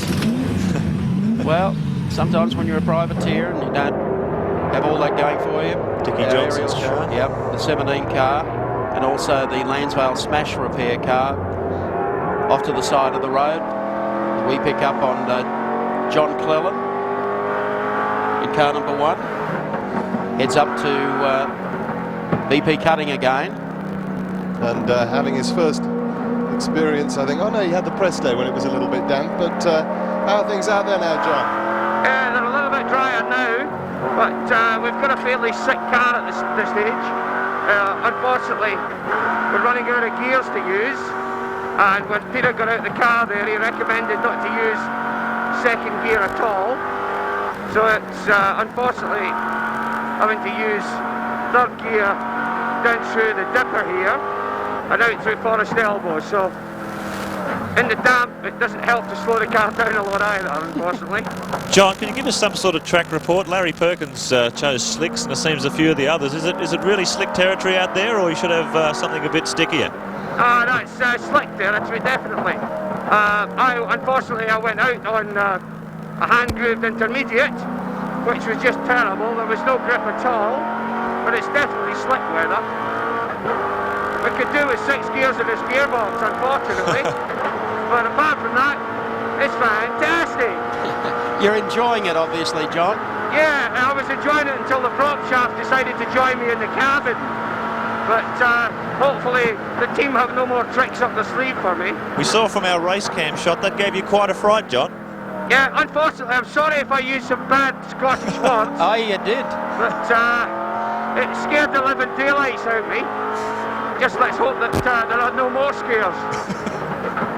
John, thanks very much for your time. Yeah, my pleasure. Okay, John Cleland. Great guy. Isn't he what? Real character. And certainly enjoying his first taste of Bathurst V8 power. I'm sure he'll be back. There's the number 2 Freddie Gibson Motorsport car. Heading up Mountain Straight, looks like Anders Olofsson.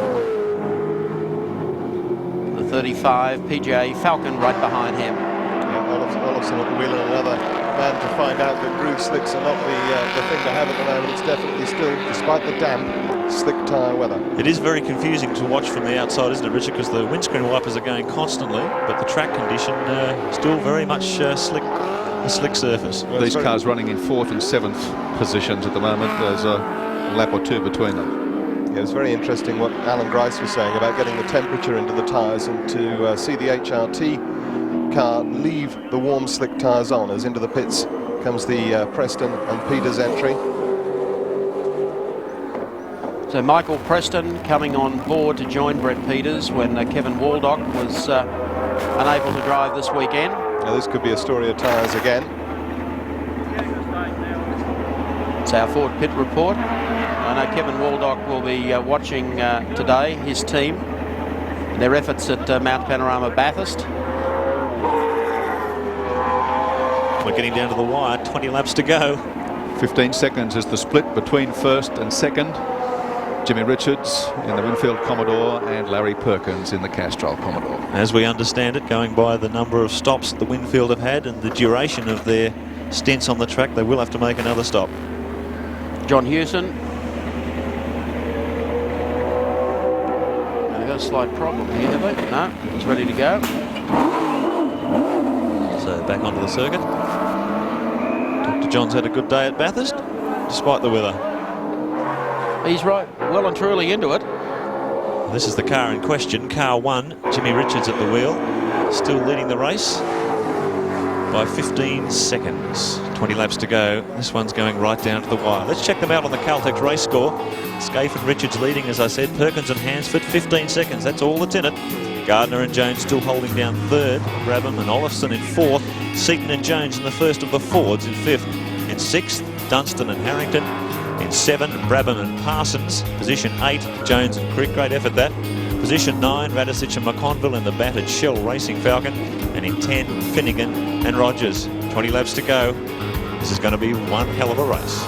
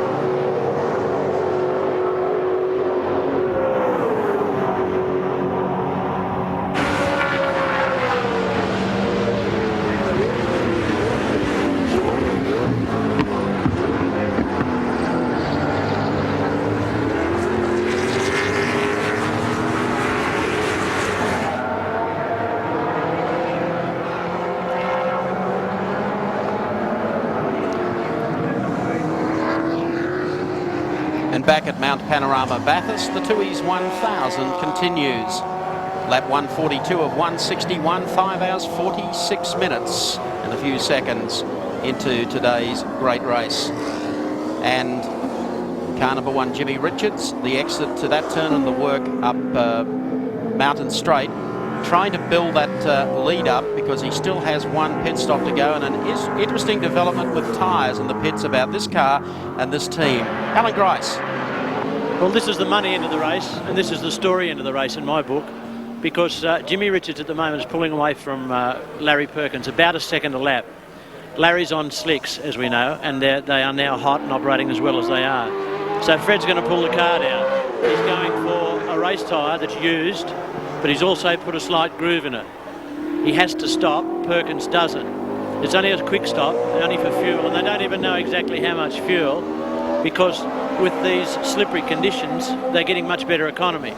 So what they'll do in the car is they'll wait until they get fuel surge, hit on the reserve, come into the pits, put these on, and hope that Jimmy can run him down. It should be a great finish. Well, Alan, what would you say? What would be your ploy? You've been there and done it all before. Is it going to work? Will they have enough time? Because Jim's obviously sprinting to try and build up a lead over Perkins to cover his backside when he pits. Well, if he's able to get away from Perkins now, when they're both on slicks, with that greasy condition out there, he should be able to really haul him in with these. But then he has got a pit. So it's going to be very, very close. But I really think that Fred's has pulled the right card. He's gone for the right call. And if anybody can catch him in greasy conditions, Jimmy can. So it should be a really great finish. I think at the time that Perkins took his decision, it was the right one. Maybe he could have left the hot tyres on and saved some time. But it turned out to be the right one. And leaving Jimmy on slicks at the moment is right. Now he's got to call his petrol, put these on and go for it. And I think that's the right decision too. Well, it's very interesting. Obviously this is a pit stop, or the one that's coming up. They can't afford to bungle in any way.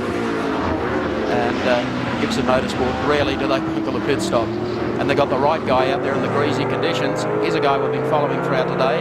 Thanks to STP Racecam, car number 30, Glenn Seaton, the Peter Jackson Falcon, runs 5th on the road in the great race. Checking out the mirrors. It's a pretty cool customer, chewing on his drink straw there. He's got the race leader right behind him. I watched him last year. I thought he was going to have to pull into the pits and be taken to hospital with plastic poisoning at one stage. But he heads on up the hill. And at this stage, Richards comes looming up on the outside of him. Well, that's interesting, Mike. The gap between Perkins and Richards has come down to 16 seconds. Now, what you've got to remember is this stop will probably take about 30 seconds or less. But the important thing to remember with the pit stop is about 30 seconds total slowing down and speeding up time. So you're looking about a minute where the Fred Gibson car will be off the race pace.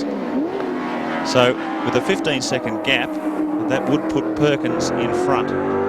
But it all hinges on this weather situation. Well, that means that Jim, when he comes out, is going to have to still catch Perkins and pass him. He sure is, but if the weather falls Jimmy's way and he's got those tyres better suited to greasy conditions, I reckon he'll be able to chomp into Perkins' lead fairly effectively, and in that condition it'll go right down to the wire. Well, it's obviously got a little bit more damp, because times have gone out by about another 2 to 3 seconds a lap. They're out to 2:23, 2:24 now for the two front guys, whereas before they were doing 20s and 21. So it is getting greasy out there. And as Gricey said, Freddo's probably got the right call. He's had the advantage, I guess, of having a bit of time to assess the weather, whereas Perkins had to make his decision about 20 laps ago. Well, you've had the opportunity, courtesy of STP, to check the circuit out for yourself. We're riding in the front air dam of Glenn Seaton's PJ Falcon. He goes beneath the GIO bridge. It's like bone dry down Conrod Straight. Oh, it's a tough one to call. It really is in the lap of the gods, I guess. Whether it rains more or whether it dries up. In one way or the other, it's going to help one of these two cars. We haven't had a speckle on the camera lens until we come up now on some cars that Glenn has to put a lap on. Down the inside of the Dulman Cotter BMW, the Clark Seeks entry, and into the left-hander.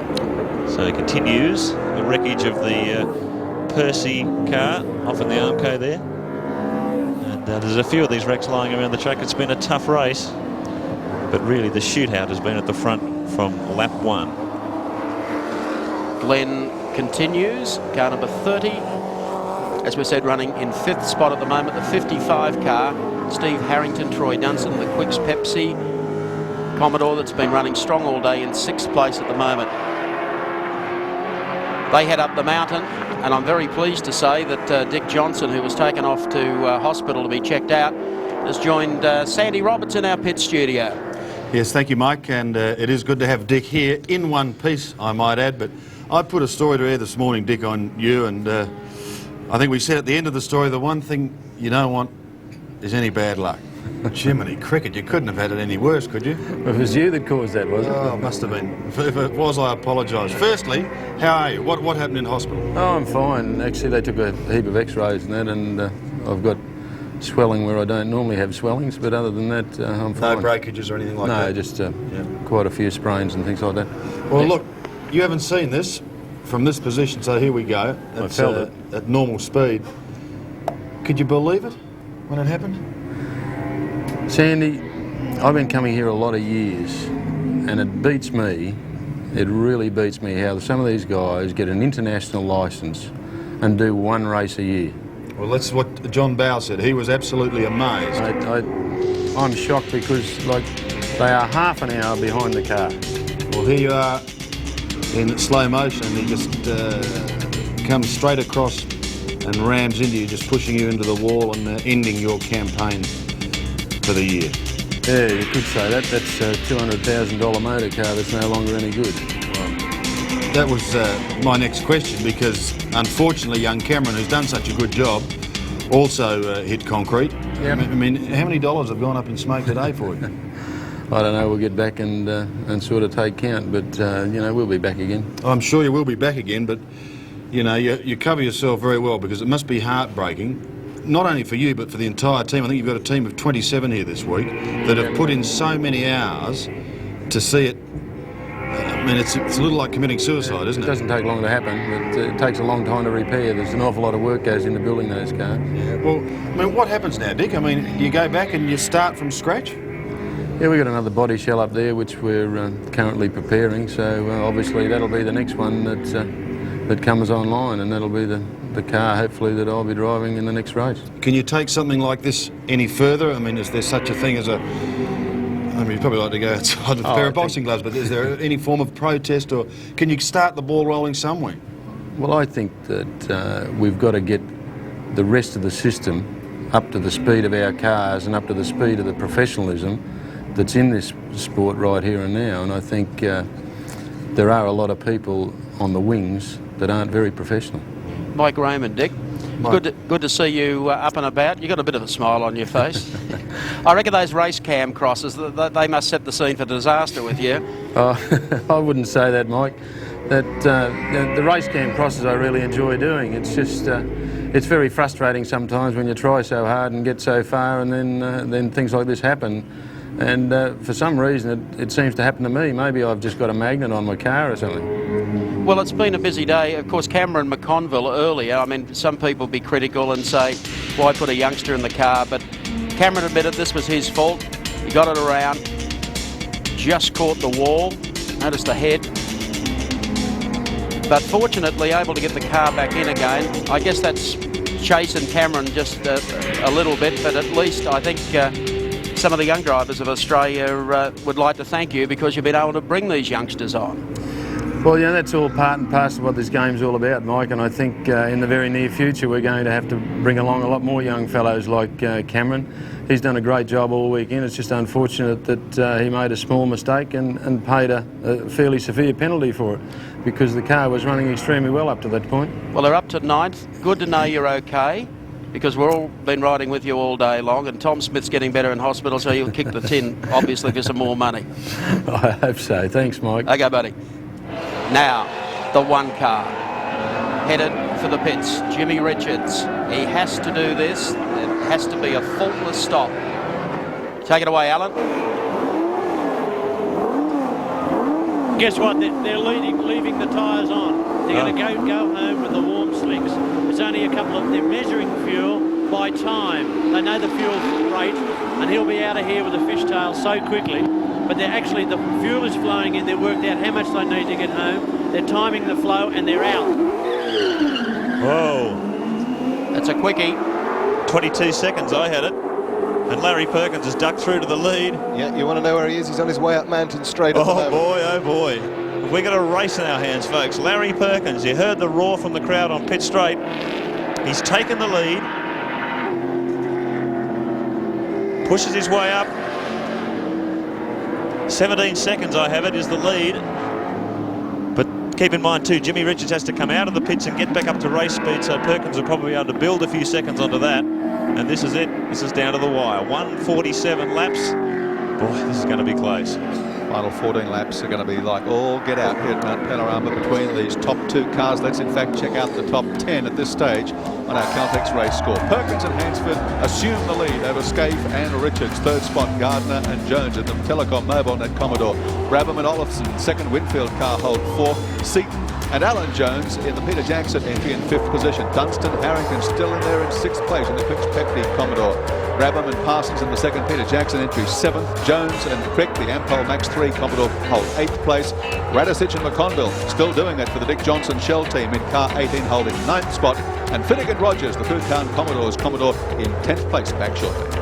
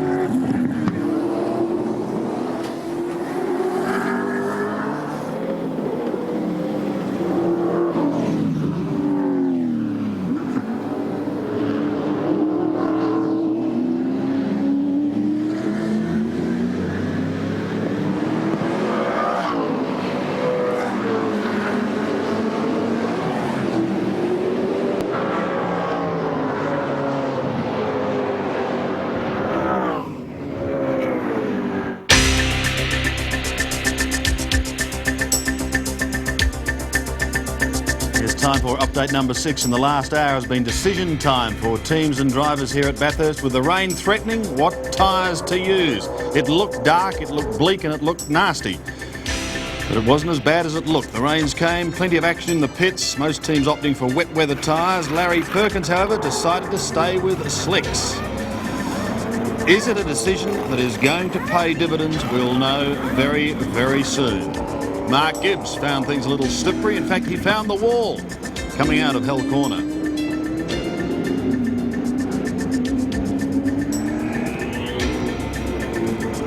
gentle glide into the wall for Mark. Still a lot of indecision, a lot of disappointment too for that team. The weather started to clear. The Mobil 05 car came in again to change back to slicks.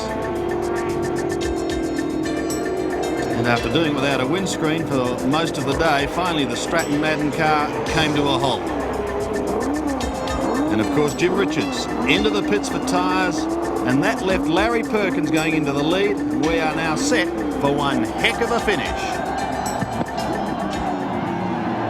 Heck of a finish, you're not kidding. Larry Perkins, race leader, 16-second advantage as they passed the start-finish line, but I think that might have extended just a little bit because rounding the turn here, Hell Corner on the way up Mountain Straight just a second ago, we saw Jimmy Richards have quite a slide. Got it back under control, but would have lost some time. Oh, he went up the escape road, Wilco, had to back it up. He would have lost a ton of time there. Yeah, a major lose and certainly the wrong end of the day to have it.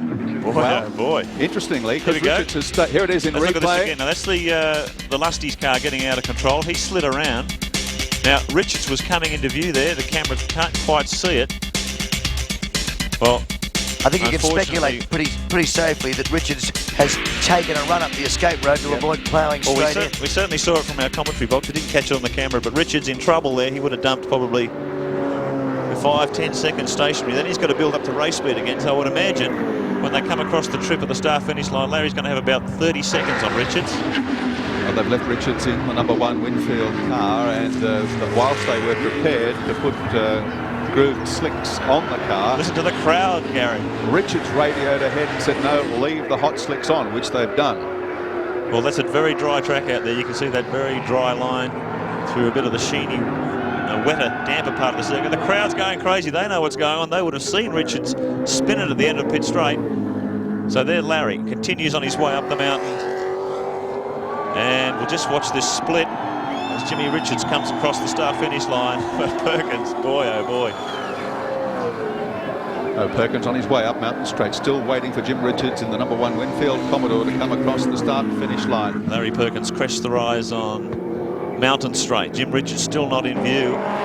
Oh, the gap is stretching. That has cost him a lot of time, that little incident. There 26 seconds, 26.4 seconds, almost out to 30 seconds. So Larry Perkins, if he can keep this thing on the island, he will just about go close to winning the Tooheys 1993. 11 laps to go. Let's go to the pits. Greg Hansford, Larry's co-driver, is with Andy Raymond. Yeah, thanks very much, Gary. Greg, incredible, 26 seconds the gap, 12 to go. Yeah, it's getting a bit exciting. I've never been this close before. Mate, I don't think I've seen anyone jump higher than John Fay when we got the Olympics than you did when Richo spun. Oh, I mean, don't mean to wish him bad luck, but the further he stays behind, the happier I'll be. How's the heart pounding? It's going. It's going. Congratulations. Well, almost congratulations. Thanks, Andy. Greg Hansford, boy, as he said, he's never been that close in his life before. Car 18 comes into the pits, running in 9th position. We'll change over the tyres. The weather seems to be holding on. Lap 150. We've got another 11 to go. Forward pit report takes you right in close. New tyres going on. Paul Radisich at the wheel. The bashed and battered Shell Falcon continues in the great race. Was in position 9, rejoins in 9th place, so they haven't lost a spot. Bright day glow orange car. You can see the name plastered across the top of the windscreen. Steve Masterton was quite a peddler a few years back in a Ford Capri under the sponsorship of his dad's outfit, Masterton Homes. I think actually ran a Ford here in the latter days of Group C racing as well, a Falcon. Yeah. And he's back running in 2-litre guys, the Ford Sierra. It's interesting, this setup here. They've converted the former turbo Sierra, which would have put out somewhere in the region of 550 or 600 brake horsepower. They've removed the turbo so the car can run in its 2-litre configuration, and there's certainly a lot of these things sitting around in garages around Australia. I'd imagine a few more guys wanting to get into 2-litre might get one of these things. Peter Hill's car. Oh, Peter Jackson, Nissan, Glenn Seaton, car 30. Hasn't had any Peter Jackson Falcon other than mechanical, I think. Gee, that's not a place to stand, Glenn. Coming hammering across the top of Skyline there. Now, is this going to call out a pace car? Officials suggesting that he hop over the fence. Oh dear. 10 laps to go. something adrift under the car there, or is it just rubber and debris? No, it looks from here very much like he's got some kind of tail shaft dragging there, or a uni on the ground. Now difficult to tell at this distance. Disappointed Peter Jackson crew watching the monitor in the garage. Glenn switches the lights off. Now, this is interesting. This, oh boy, how are they going to call out a pace car to get this thing off the track? I would think not.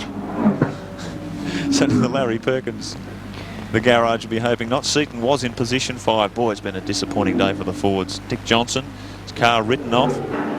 18 continuing on, battered and bruised. Now Seaton's out of the show. And listen to the crowd exhorting Perkins to win. They want him to do the thing as a privateer to the big money teams, and he's been looking like he could do it all week. He certainly dominated early practice. He dominated the shootout. He was on pole and he's run strong all day with a reasonable buffer with only 11 laps to go. 24 seconds on the last split. So Richards has made up 2 seconds, but there's an awful lot of ground to make up with the laps running down.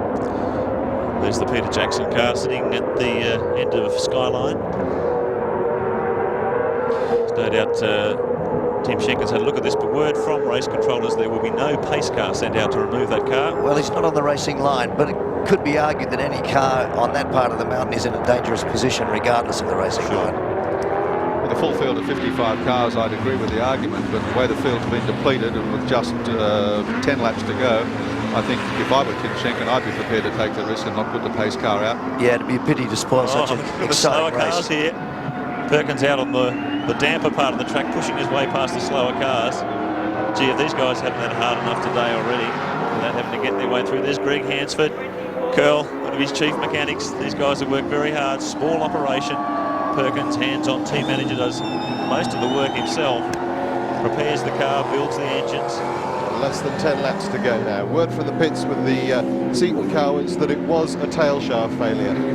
Let's get back to the pit area now. Alan Grice is with Fred Gibson. Fred, Jim had a spin up there, but you said there was a car spun in front of him. Yeah, car spun in front of him, Mel, and he lost about 10 seconds. We were 16 seconds behind out of the pits, and he said you wouldn't believe it, your guy spun in front of him, had gone round with him virtually. So we're 24 seconds behind now, so I suppose unless Larry makes a blue now, he's got it for the year. Yeah, it's looking that way. Would you have been happier with the greasy condition and the car spinning and all that sort of thing, maybe with those grooved tyres on? Yeah, I know you're going to say something about that, Alan, because you said they're going to put grooved slicks on, but Jim said the track's quite dry, actually. We were getting ready to put the grooved slicks on, but the way the track is up the top and the heat in the tyres got it now, the slicks, preferred to stay out the slicks. Yeah, thanks very much, Fred. Okay, Alan. Thanks, Alan Grice.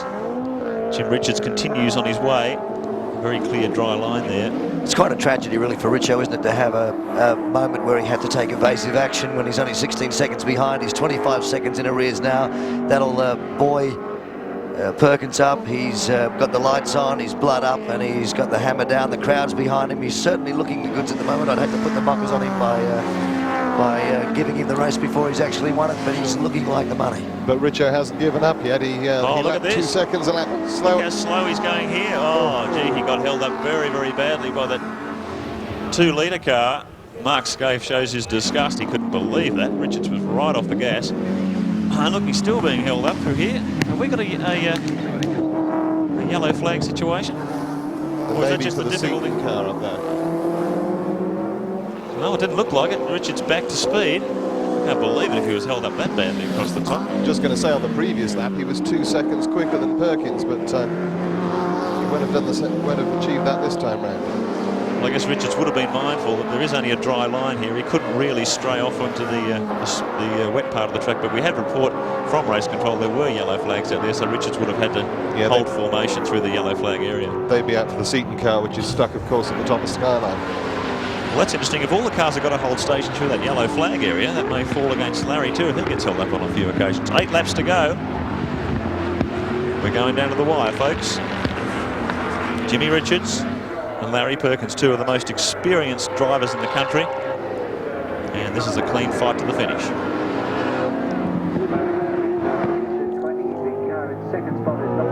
Comes out of the bottom turn, a long pit straight. Haven't we had a topsy-turvy race? But all week it's been Perkins and Greg Hansford head-to-head against Mark Scaife and Jimmy Richards. And you know, it's very rare that you'll see a race like this over this sort of distance where both cars have run literally like clockwork. I can't think of a problem that Larry Perkins has had. Not at all. Certainly full marks to the win to Freddie Gibson's team. And what it might do, it might silence a few of the knockers who refer to these cars as low-tech returns to Jurassic Park. These are very high-tech motor vehicles. Very expensive too. Well, he's on his way up the mountain. Let's go back to Alan Grice with Mark Scaife, who did such a fine stint today. Mark, you're in a position to win, but you almost need a mistake from Larry, I think, or some funny circumstance. Yeah, you know, that's what happens in the race. Obviously, Jimmy had a little bit of bad luck a minute ago, and that's the game, isn't it? You know what it's like. And at this time now, you need a little mistake from LP or the heavens to open for us to be there.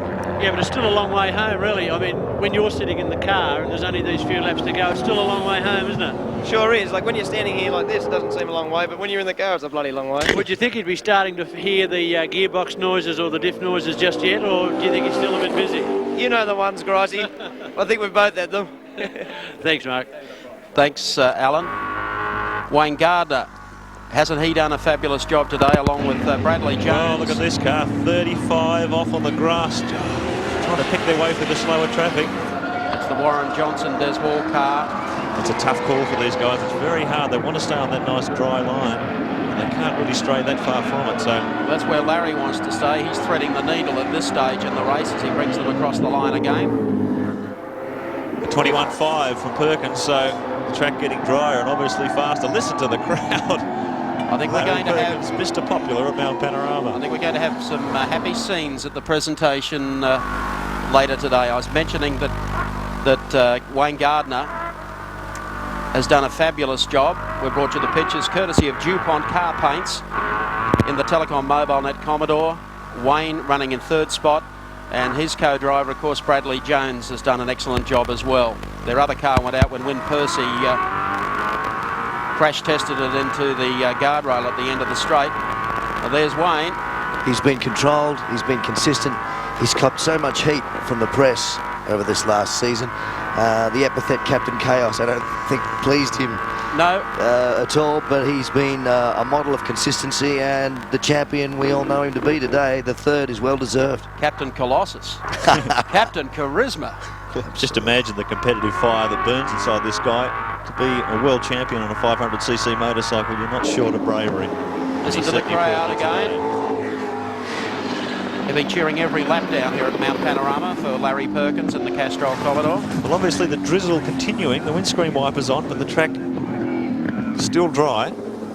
The gap down to 3 seconds came off it that lap. It's down to 21 seconds now. But I'm afraid that Jimmy Richards is running out of time, I think, to catch Larry Perkins. I think Larry would be pretty mindful too. He'd be being shown the gap and he'd be aware of it through his electronic dashboard system. So I think from now on, Larry, if there is no problem, he'll be just trying to hold this together, keep a comfortable buffer, like Jack Brabham used to always say. Try and win at the slowest possible speed. One having difficulty coming into pit lane, the 99 car. Dennis Cribb and Steve Crabb in the Corolla. But here's Perkins showing his star, showing the way home. Lights on and thrilling the fans as we draw to the close of the great race, the Tooheys 1000. A kid from Cowangi, they called him. A boy who came from the bush and all the way to Formula One. And not only is it a Commodore, which pleases the Holden fans, but it's a Holden-powered Commodore, not a Chevy-powered Commodore. As I said earlier in the day, there'd be a few of these Chevy-powered Holden teams scratching their heads, wondering why they've invested so much in the American racing technology. Here's Perkins with the homegrown V8, as he said. It's made only 20 kilometres from his factory in Moorabbin in Melbourne. I think if he can keep it on the road and pick this one up, there will be no repeat of the unpleasantness of last year at the presentation ceremony. 6 laps remain in the Tooheys 1000. Larry Perkins continues to lead in car number 11, 20 and a bit seconds clear of Jimmy Richards in the number 1 Winfield Commodore, and in third place Wayne Gardner in the Telecom Mobile Net Commodore. So it looks like we're set for Commodore 1, 2, 3, 4 and 5 with Jeff Brabham in car number 35 back there in 6th spot at the moment. Well, that time around the gap remained the same between Larry Perkins and Jim Richards. So There's something that always affects the lap times around here too, is these slower cars. You've only got to get boxed in and you lose 3 seconds, so it's very hard to monitor who's doing which. You've only got to get one bad lap and knocks your times right down to the floor. Larry Perkins, we count down the laps. Australia's great race, and he leads it by 20 seconds. Can he win it? We'll be back in just a moment.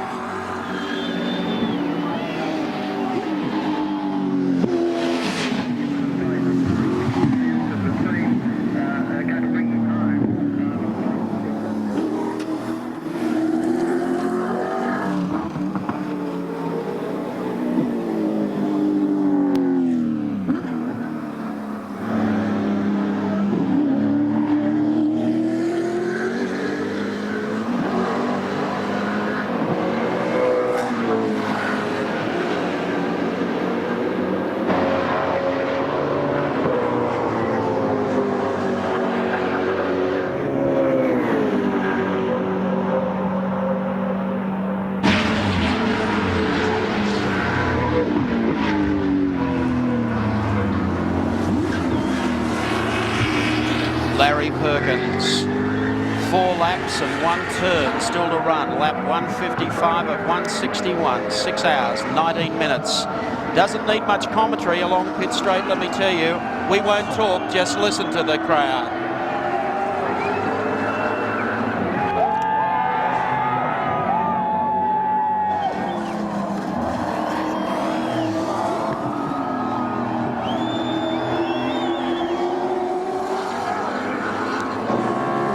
Yes, you get the impression, don't you? It's going to be a popular victory here today at Mount Panorama. He's a popular boy. But Jimmy Richards is cutting into that lead by about 3 seconds a lap. Well, it's changing all the time. Last time he took 3 seconds off Larry, and now it's back to 21 seconds. So obviously these guys are hitting bits and pieces of traffic at different times. And when they get a clear track, Larry is able to maintain the gap. So provided he doesn't get tangled up with a slower car in this closing 3.5 laps, he should be able to make it home. The closest finish, by the way, in the history of the great race was in 1967, when Harry Firth and the Gagan brothers finished 11 seconds apart.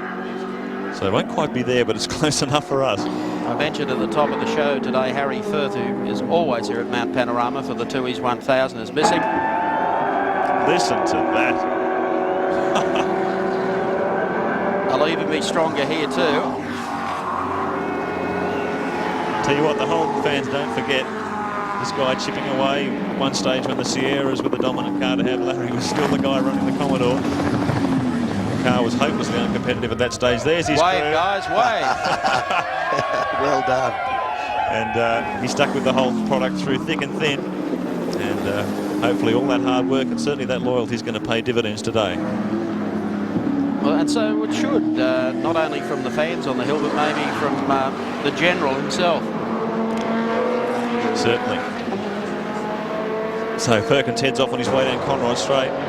Still got the wipers on, but Conrod still looks bone dry. There doesn't seem to have been any rain on the track, on that section of the track all day. Strange conditions, aren't they, Doug? We've seen a lot of the cars with the windscreen wipers going. There's obviously a slight bit of mist and maybe a bit of drizzle, but it's not enough to put some dampness down on the dry line. So as long as these conditions continue and there's not some deluge, the track conditions should show the same.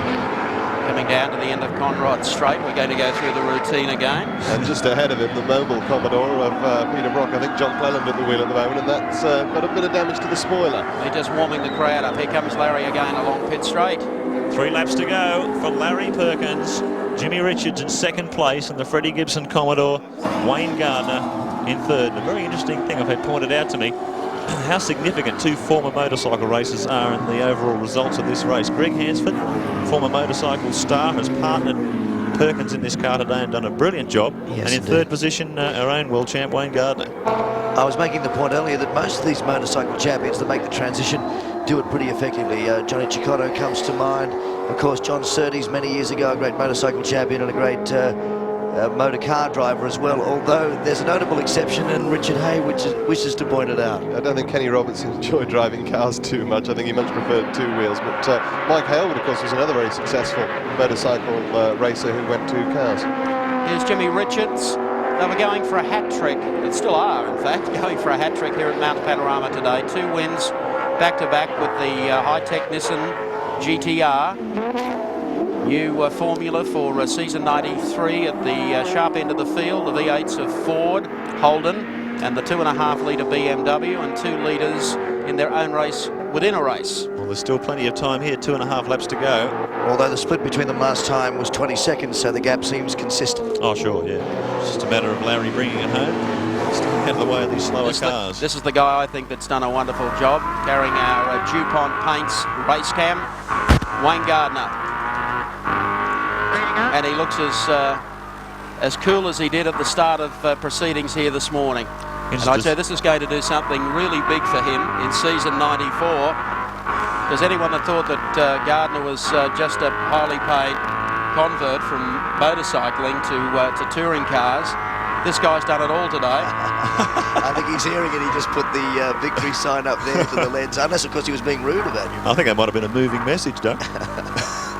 And a study of concentration. I'll be interested to see where Wayne ends up next year. He's publicly announced he won't be driving for the factory team next year. Oh, I bet he's in a very strong team. And probably at the helm of that team too. With a very strong sponsor, as I understand it. So Wayne heads up the mountain. Larry Perkins, meantime, comes along pit straight with 2 to go. 2 laps to go. Oh, and aren't they warming to this one? 12.4, something like that, 12.5 kilometres to run for the Castrol Commodore. Greg Hansford, boy, you can feel that he's almost got it in his grasp. He's never been this close before. Imagine the angst, not only for Hansford, but for Larry Perkins behind the wheel of the number 11 car. He'd be hearing every noise, he'd be feeling every bump, he'd be heart-in-the-mouth stuff all the remaining 2 laps. Well, I think Alan Horsley, who takes care of all of our race centre and brings us up to date throughout the broadcast with a bunch of willing helpers. And he picked Greg Hansford for his master team for the 12-hour. He was on a winner there, and he's done an excellent job here today. They head up to the Tooheys Red Turn. Lightning Larry, ready to strike this afternoon. Just think of the experience this guy, listen to the crowd, unbelievable. Look at the enormous experience this guy has accumulated, more than 2 decades of motorsport. And all the way to Formula One, as we said, being one of the top touring car drivers, calling on all that experience this afternoon. One of the great drives in Bathurst history. Larry Perkins against the odds, against the bigger budget teams. looking for victory in the Tui's 1000. I wonder how much of his success today is to do with him being an engineer as well as a driver.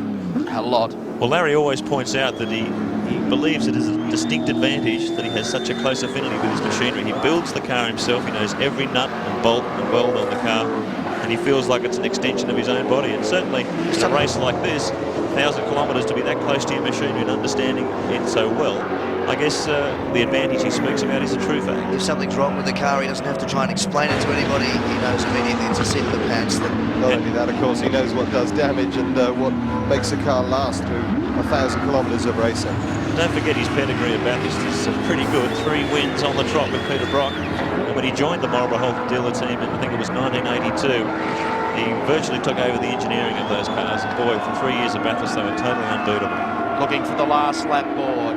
The great race of 93 as they come across the strike. And yes, it's there. And the crowd go up as Perkins takes it up to the left-hander. Greg Hansford can't believe it.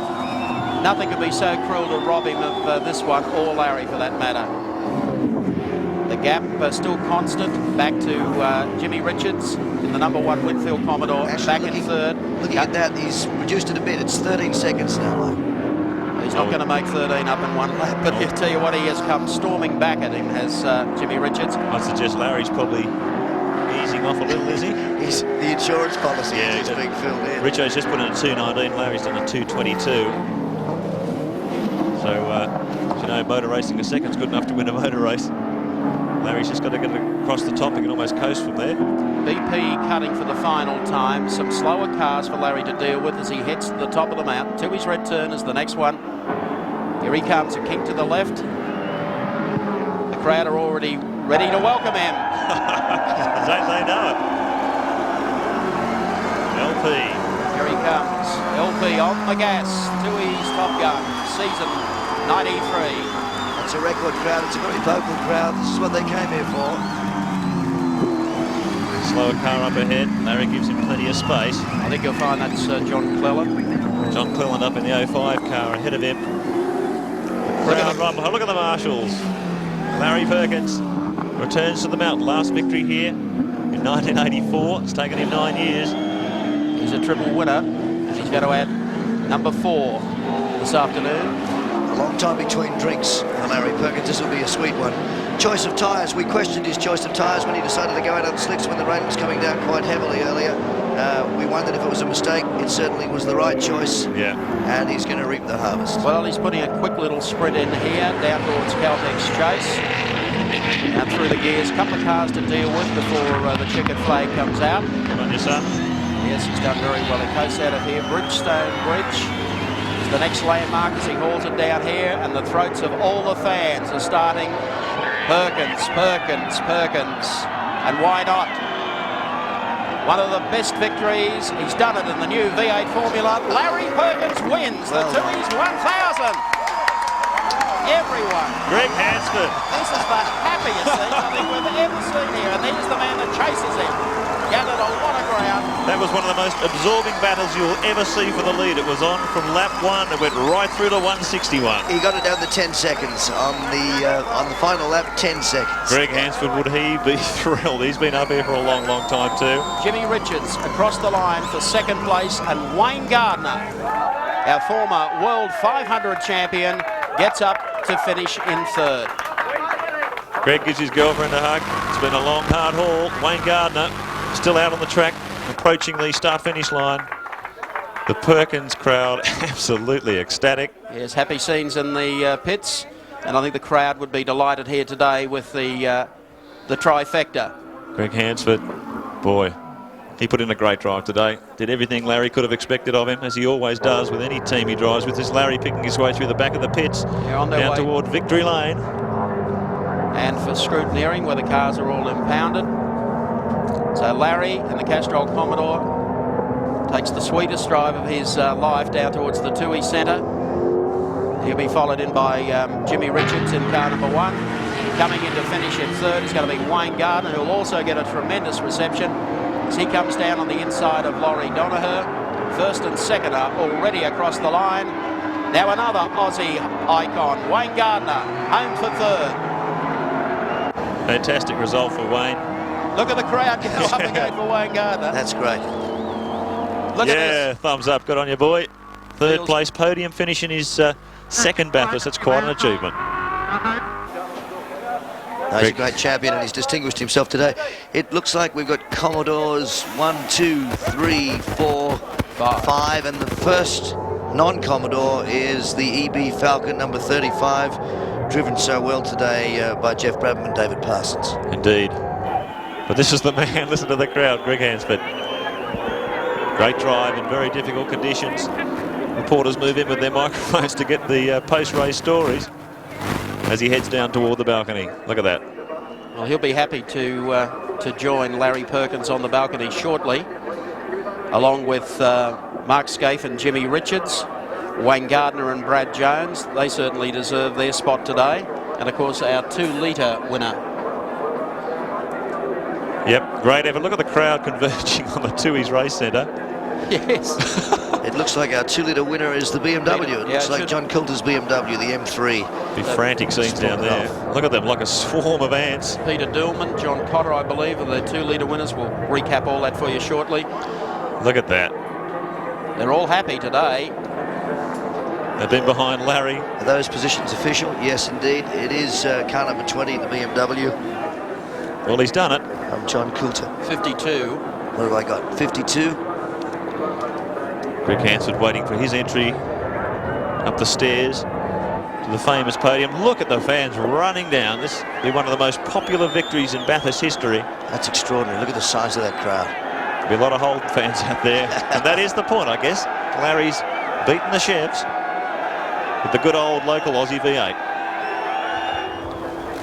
Well, they'll be trying to make their way down from the mountain. They're coming all the way along Pitt Straight.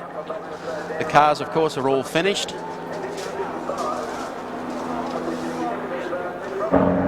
There's the scene. There's not too many have left here, let me tell you. They want to be around for the presentation.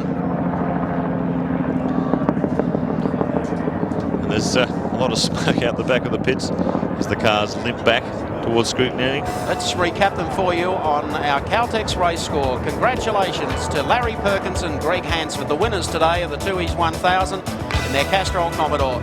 Placed in second, a fine drive from Jimmy Richards and Mark Scaife in the Winfield Commodore.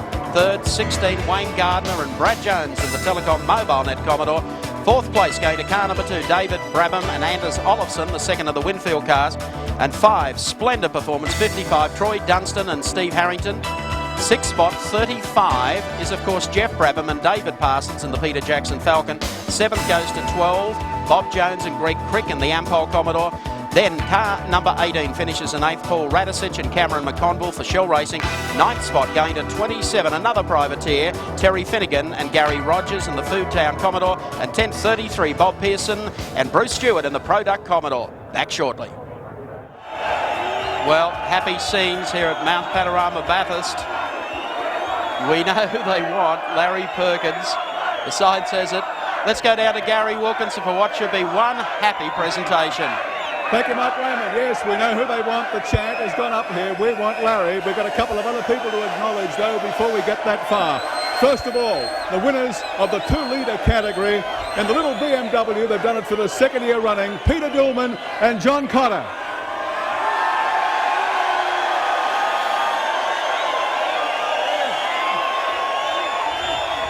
Guys, Peter, you guys came here, looked like you almost weren't going to get here. You came here with no money and you've won it again. Yeah, well, we worked hard and I guess we've done it, but it's fabulous. We're pleased. John, you had early battles there with the 2 Caltex team cars, but they seemed to drop off about 2/3 distance. Yeah, it turned out to be BMW reliability that sort of saved the day for us. The 2-litre category winners for the second year running, Peter Dillman and John Cotter.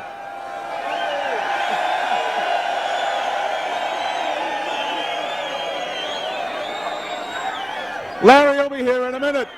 But first of all, 3rd place getter outright for Telecom MobileNet Commodore and the Holden Racing Team, Wayne Gardner and Brad Jones.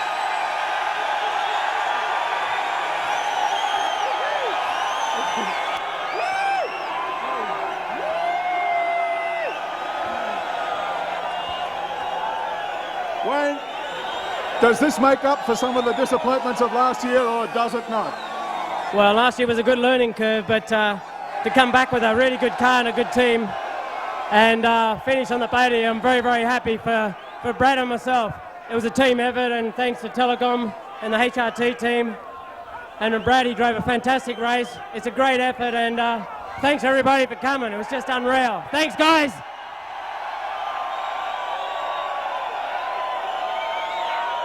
I think that Wayne did a great run in the car in the last stint, and he's been great running that.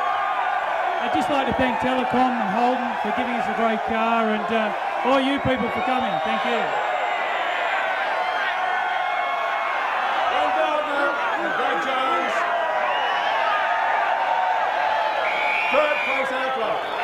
Second outright in the great race for 1993. They got a pretty rough reception here last year when they won the race. They're back this year for Winfield in a Commodore. They've taken second money. Mark Scaife and Jim Richards.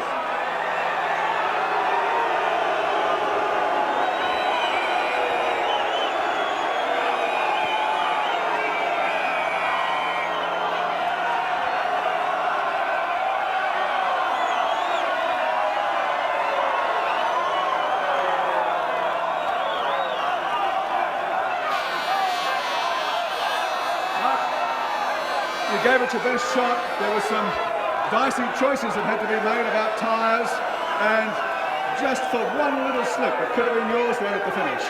Well, you know, we both tried our bum off all day, and to our team and Winfield, Yokohama, Holden, Qantas, all their efforts been fantastic. The car's as good as we could make it, and to get beat by 10 seconds over 161 laps, it's a great effort.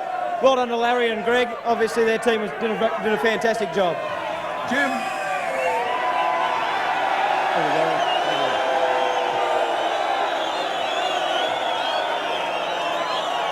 Jimmy, you got any quotable quotes for us this year? No, none this year. I'd like just to thank all the people for coming. It looks like it's a great crowd. Congratulate Larry. Thank our sponsors, Winfield, Yokohama, Qantas, and thanks to Fred Gibson and the boys, and thanks to Mark. Jim, just saying there was some really dodgy, or not dodgy, but delicate choices had to be made there about tyres. You elected to stay out on the hot slicks, but you were brought undone up here at the top corner going up the mountain straight. I had a car spin in front of me and I had to avoid it, which I had to do a U-turn and come back onto the track, which lost me some time. Well, it was a great effort to finish second under any circumstances in a day of very changeable fortune. Congratulations on a fantastic effort. Thank Jim you. Richards and Mark Scaife.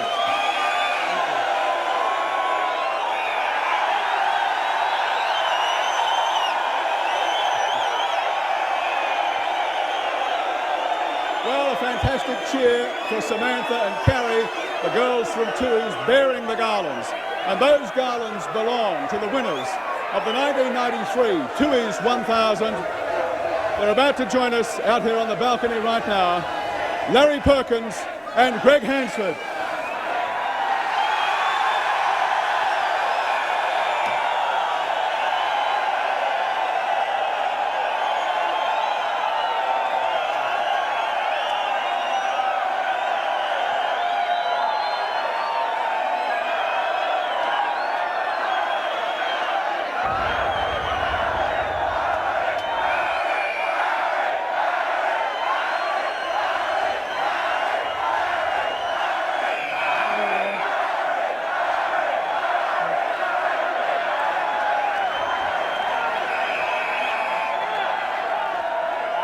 Larry, you've won it 3 times before, but I reckon this must be the sweetest victory of all.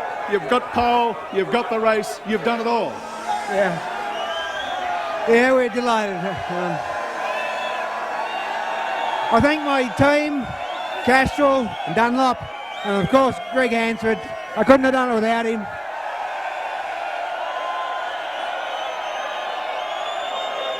Larry, when the weather really looked like turning to mush out there, you took a really big gamble and stayed out on slicks. You must have been in touch with the Almighty. No, I was very much in tune with my car. Absolute faith in the Dunlops. Absolute faith in my machinery. It couldn't have been better, and I'm that happy to win from the front. Absolutely ecstatic.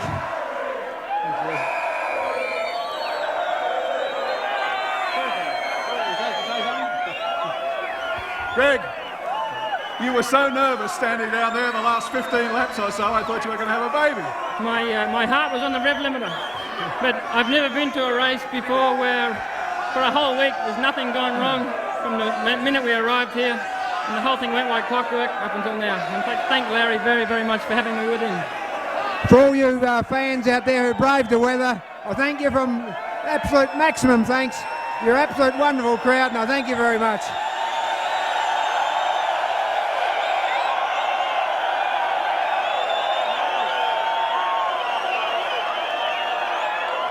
It would not be the same unless you all got drenched in champagne.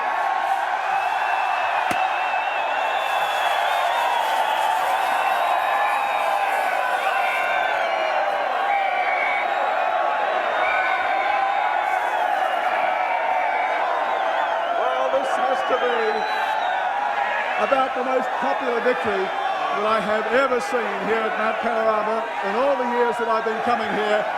The victors for the great race of 1993, Larry Perkins and Greg Hansford. We'll be back in a few moments.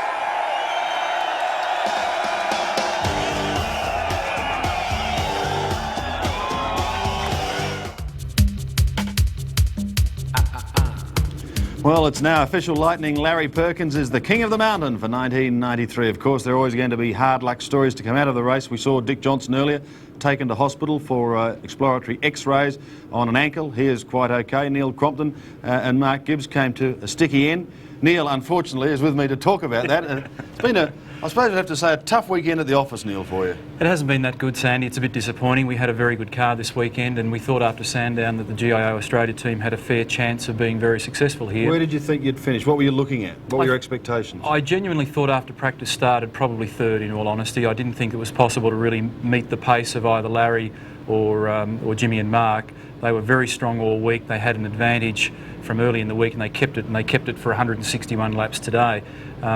We deliberately started very conservatively this morning, and I got a good start. I think I managed to get into the top half dozen quite quickly, and then just sat there, had a bit of fun with Paul Radisich, with Peter Brock and a few of the boys, and took care of gearbox and brakes and engine, short shifted the thing so it wasn't doing a lot of revs, and thought this is looking pretty good. And a couple of times I phoned up to Bob and said, I don't think I'll get involved in this, I'll just stay. No, good decision, Cromley, stay out of it, you know, this is good, keep stroking along, stick to the plan. How far behind the leaders are we? You know, because I was starting to get paranoid. No, because Sandown I made quite a blue, I went too hard basically, but it was disappointing, but we've got a very good car, and we've got our fingers crossed that we'll go again next year, and hopefully I'll have a job, and I think we've got an exciting future. I'm sure you'll have a job, but tell me, does it make much of a difference, do you think, with someone like Larry Perkins? In fact, we'll have a look at the end of your campaign here. What actually happened with Mark? Well, the track was wet at this stage. We elected to keep him out on slicks, which is pretty much what everybody did. A couple of the fellas I noticed, Alan Grice was talking earlier on to Freddie Gibson. A few of them had gone for groove slicks, and I think that was probably also quite a good decision. You see, the thing is, you're in the lap of the gods in terms of what's going to happen. You've got no idea what's going to happen with the weather, and you can gamble either way. But Mark got trapped, probably got on the gas just a little bit too early in front of Peter Brock. We were really trying to stretch it. We wanted the weather to make up its mind. We wanted to get to the end of that fuel load, and then if it got to the end of that fuel load and it then got quite wet, I would jump in the car because I've driven the car all year. And for some obscure reason, I seem to be quite comfortable in the car in the wet at the moment, and Mark hasn't driven it in the wet.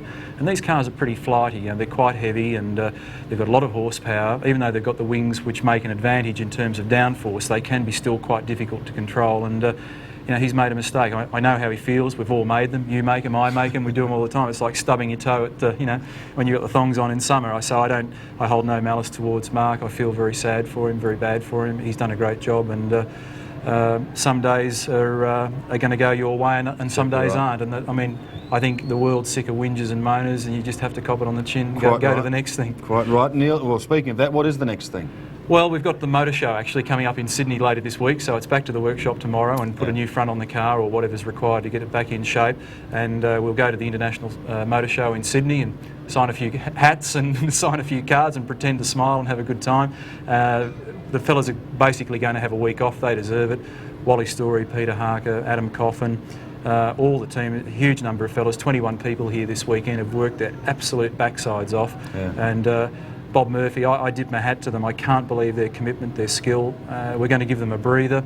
and then regroup and get organised for the Australian Grand Prix in Adelaide, and then we're going to have some time off, and then we need to do some testing to get up to Larry's pace and up to Mark's and Jimmy's pace, which was very impressive. So when does the 94 campaign for Bathurst start? Does it start tonight? For me? In about 5 minutes. Really? That's... Well, yeah, I think so. We've got a lot of work to do. We've learned a few things out of this last couple of weeks, and you know, there's a very important ingredient in motorsport, and that's money. And part of my role with the team is to do some of the general management things. So we'll be talking to our sponsors, and you know, so that there'll be no rest. But anyway, I'd also like to congratulate Larry Perkins, Greg Hansford, and of course Jimmy and Mark. I think they did a tremendous job today, and they deserve their success. Well done. Good luck next year. Look forward to seeing you once again back at the mount. Thank you. I'll be here. Neil Cropton. Let's go back to Gary Wilkinson now in the press centre with some of the drivers, the victors of the day. Thank you very much, Sandy Roberts. And in the press centre here, all the drivers are beginning to gather following the race today, and we're about to hear some tales of glory, some tales of woe. But first of all, we've got one very serious duty to perform, because Mr. Jim O'Mahony is with me, the Managing Director of TUI's, and he's going to hand over the TUI's 1000 trophy for 1993 to Larry Perkins and to Greg Hansford. Thank you, Gary.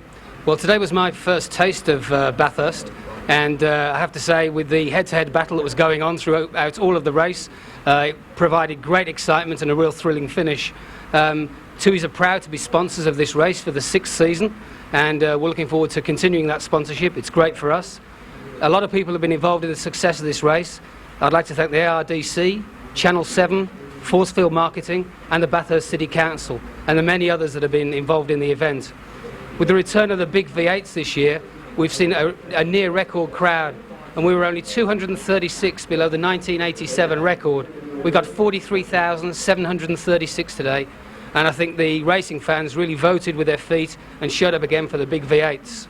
I'd now like to present a great Waterford Crystal Trophy to the winning drivers, Larry Perkins and Greg Hansford.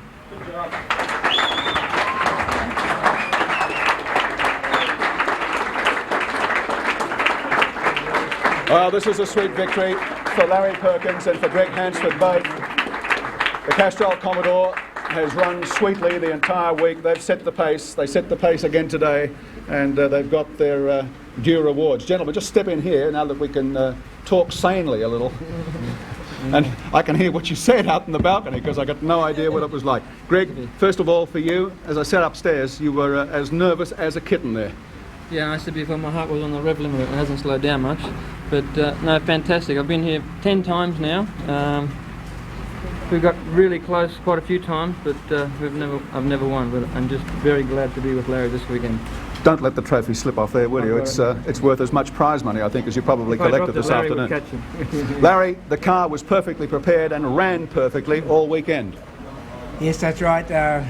We came here very single-minded to try to win this race, and we made some big statements that we wanted to win it from the front, and we weren't trying to be big note, and we give it everything, and you know, we're just comparing things with the other team. We ran higher revs, we ran it harder, and we got through one brake stop, and we never had a slightest bit of mechanical drama, and absolute tribute to my mechanics who, you know, we tuned, worked very hard just on our own, you know, looking at our own stuff, and I'm delighted with the way Greg handled the car, and you know, it's just it's absolutely what's the word? Absolutely thrilling to thrilling, fantastic, to unbelievable, win. Something like that. Yeah. Okay. To win from the front, and had some good tyres, obviously, and the Dunlops hung in there real well. And to Castrol, I thank them very much.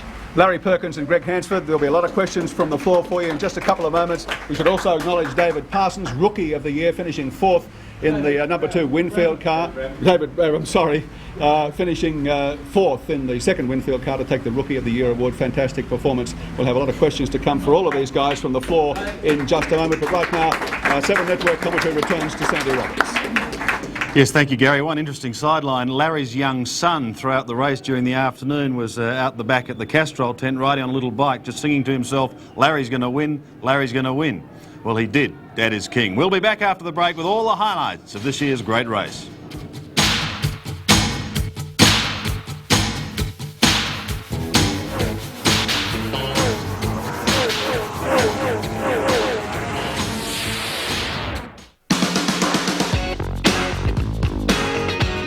So there it is, just about time to tidy the place up and head for home. It was almost 10 hours ago that country and western singer Lee Kernaghan opened our show with "We're the Boys from the Bush and We're Back in Town." Larry Perkins is from the bush, and Wilco is certainly back in town. There's no doubt about that, and didn't the fans love it? And it was just so good to see him so ecstatic up there on the victory dais with you. He was virtually lost for words, wasn't he? Well, Mark Oshler must have known something, because months ago he headed out to the farm and did that story we saw in the beginning of the telecast this morning with Larry, and then he came here. He was all smiles all week. Carp ran perfectly. He and Greg Hansford, terrific team, and they've got the result. Well, we had 45 cars start, just over half finished. In fact, only 23 managed to finish the race. And let's have a look at them in order now. Of course, we know pretty well the top three. It's just been a triumphant day for the VP Commodores, Perkins and Hansford, completing the 161 laps, 10.54 seconds clear of their nearest rival, Scaife and Richards. What a battle that was right throughout the day. Fantastic performance, Gary, by Wayne Gardner, who's had a pretty rough year on and off the track. Had a lot of critics, and even within the team there's been some dissension there, but of course he came back after being suspended for the round at Sandown, and he's really put it together here. The VP is filling the top 5 spots as we move on after that, and in fact the first Falcon coming in at number 6. Yeah, 6th position was Brabham and Parsons in the 35 car, then Jones and Crick, car 12, the Ampol Max 3 Commodore, finished in 7th place, 153 laps completed for them. 151 laps, Radisich and McConville, after banging into the wall at the top of the mountain. They did a good job to hang in there and finish in 8th spot in car 18. Terry Finnegan, another of the privateers, with Gary Rogers in car 27, the Foodtown Commodore, 150 laps completed for 9th place, and Pearson and Stewart, the Product Commodore, another great job for a limited budget to finish 10th. Looking through 11 through 15, Blanchard and Allen, the Benson Hedges BMW in 12, the Donahers with the Mokapan Coffee Commodore VL, 13, Johnson and Wall, Trimble and Harris in 14, Morris and Winkelhock, they would be most disappointed, finishing 15th in the BMW. 16th place went to Mike Preston and Peters in the Komatsu Falcon EB of Kevin Waldocks. Congratulations, guys. 17th position to Brock and Cleland after the hand grenade exploded under John Cleland midway through the race. 18th spot to McColl and Gazard. 19th, the class 2-litre class winners, Dulman and Cotter. Great effort by them to defend their title. 20th spot went to car 26, Lusty and Heffernan. And just 3 more who were able to complete the race. English and Yulden 21st, Rogers and Hopwood coming in 22nd spot in the Bob Holden Motors Toyota Corolla, and rounding out at number 23, Conway and Gardner in their Acme Video Corolla. So that's it, 23 finishing. I guess in closing, we'll go very briefly. Next year now, because of today, it's got to be bigger and better. Oh, it's always bigger and better. And I mean, we had a swag of V8s here this year. We'll have more next year and more competitive cars, and it'll go down to the wire again. But on the last lap, I'm predicting next year we'll have 8, 10 competitive cars. All right, good to see you once again. Look forward to seeing you next year at the Mountain. And you, I hope you've enjoyed our coverage today for 10 hours. There's only been one winner here at the Mountain today. Larry Perkins is the king of the Mountain.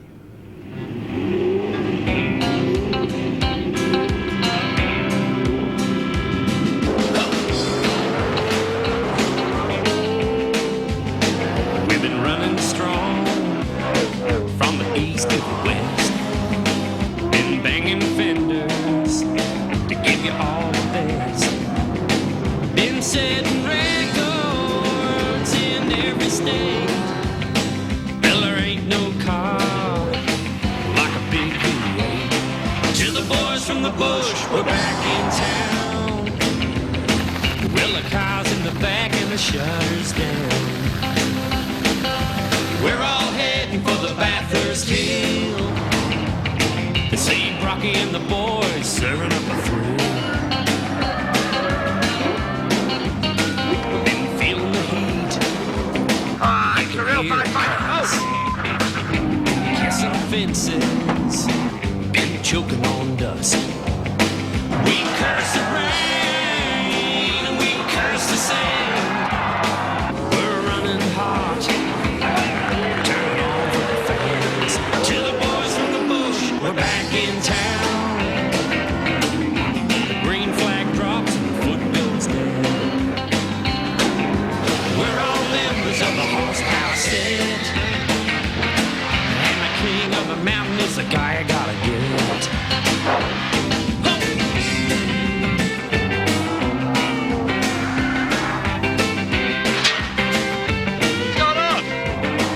We work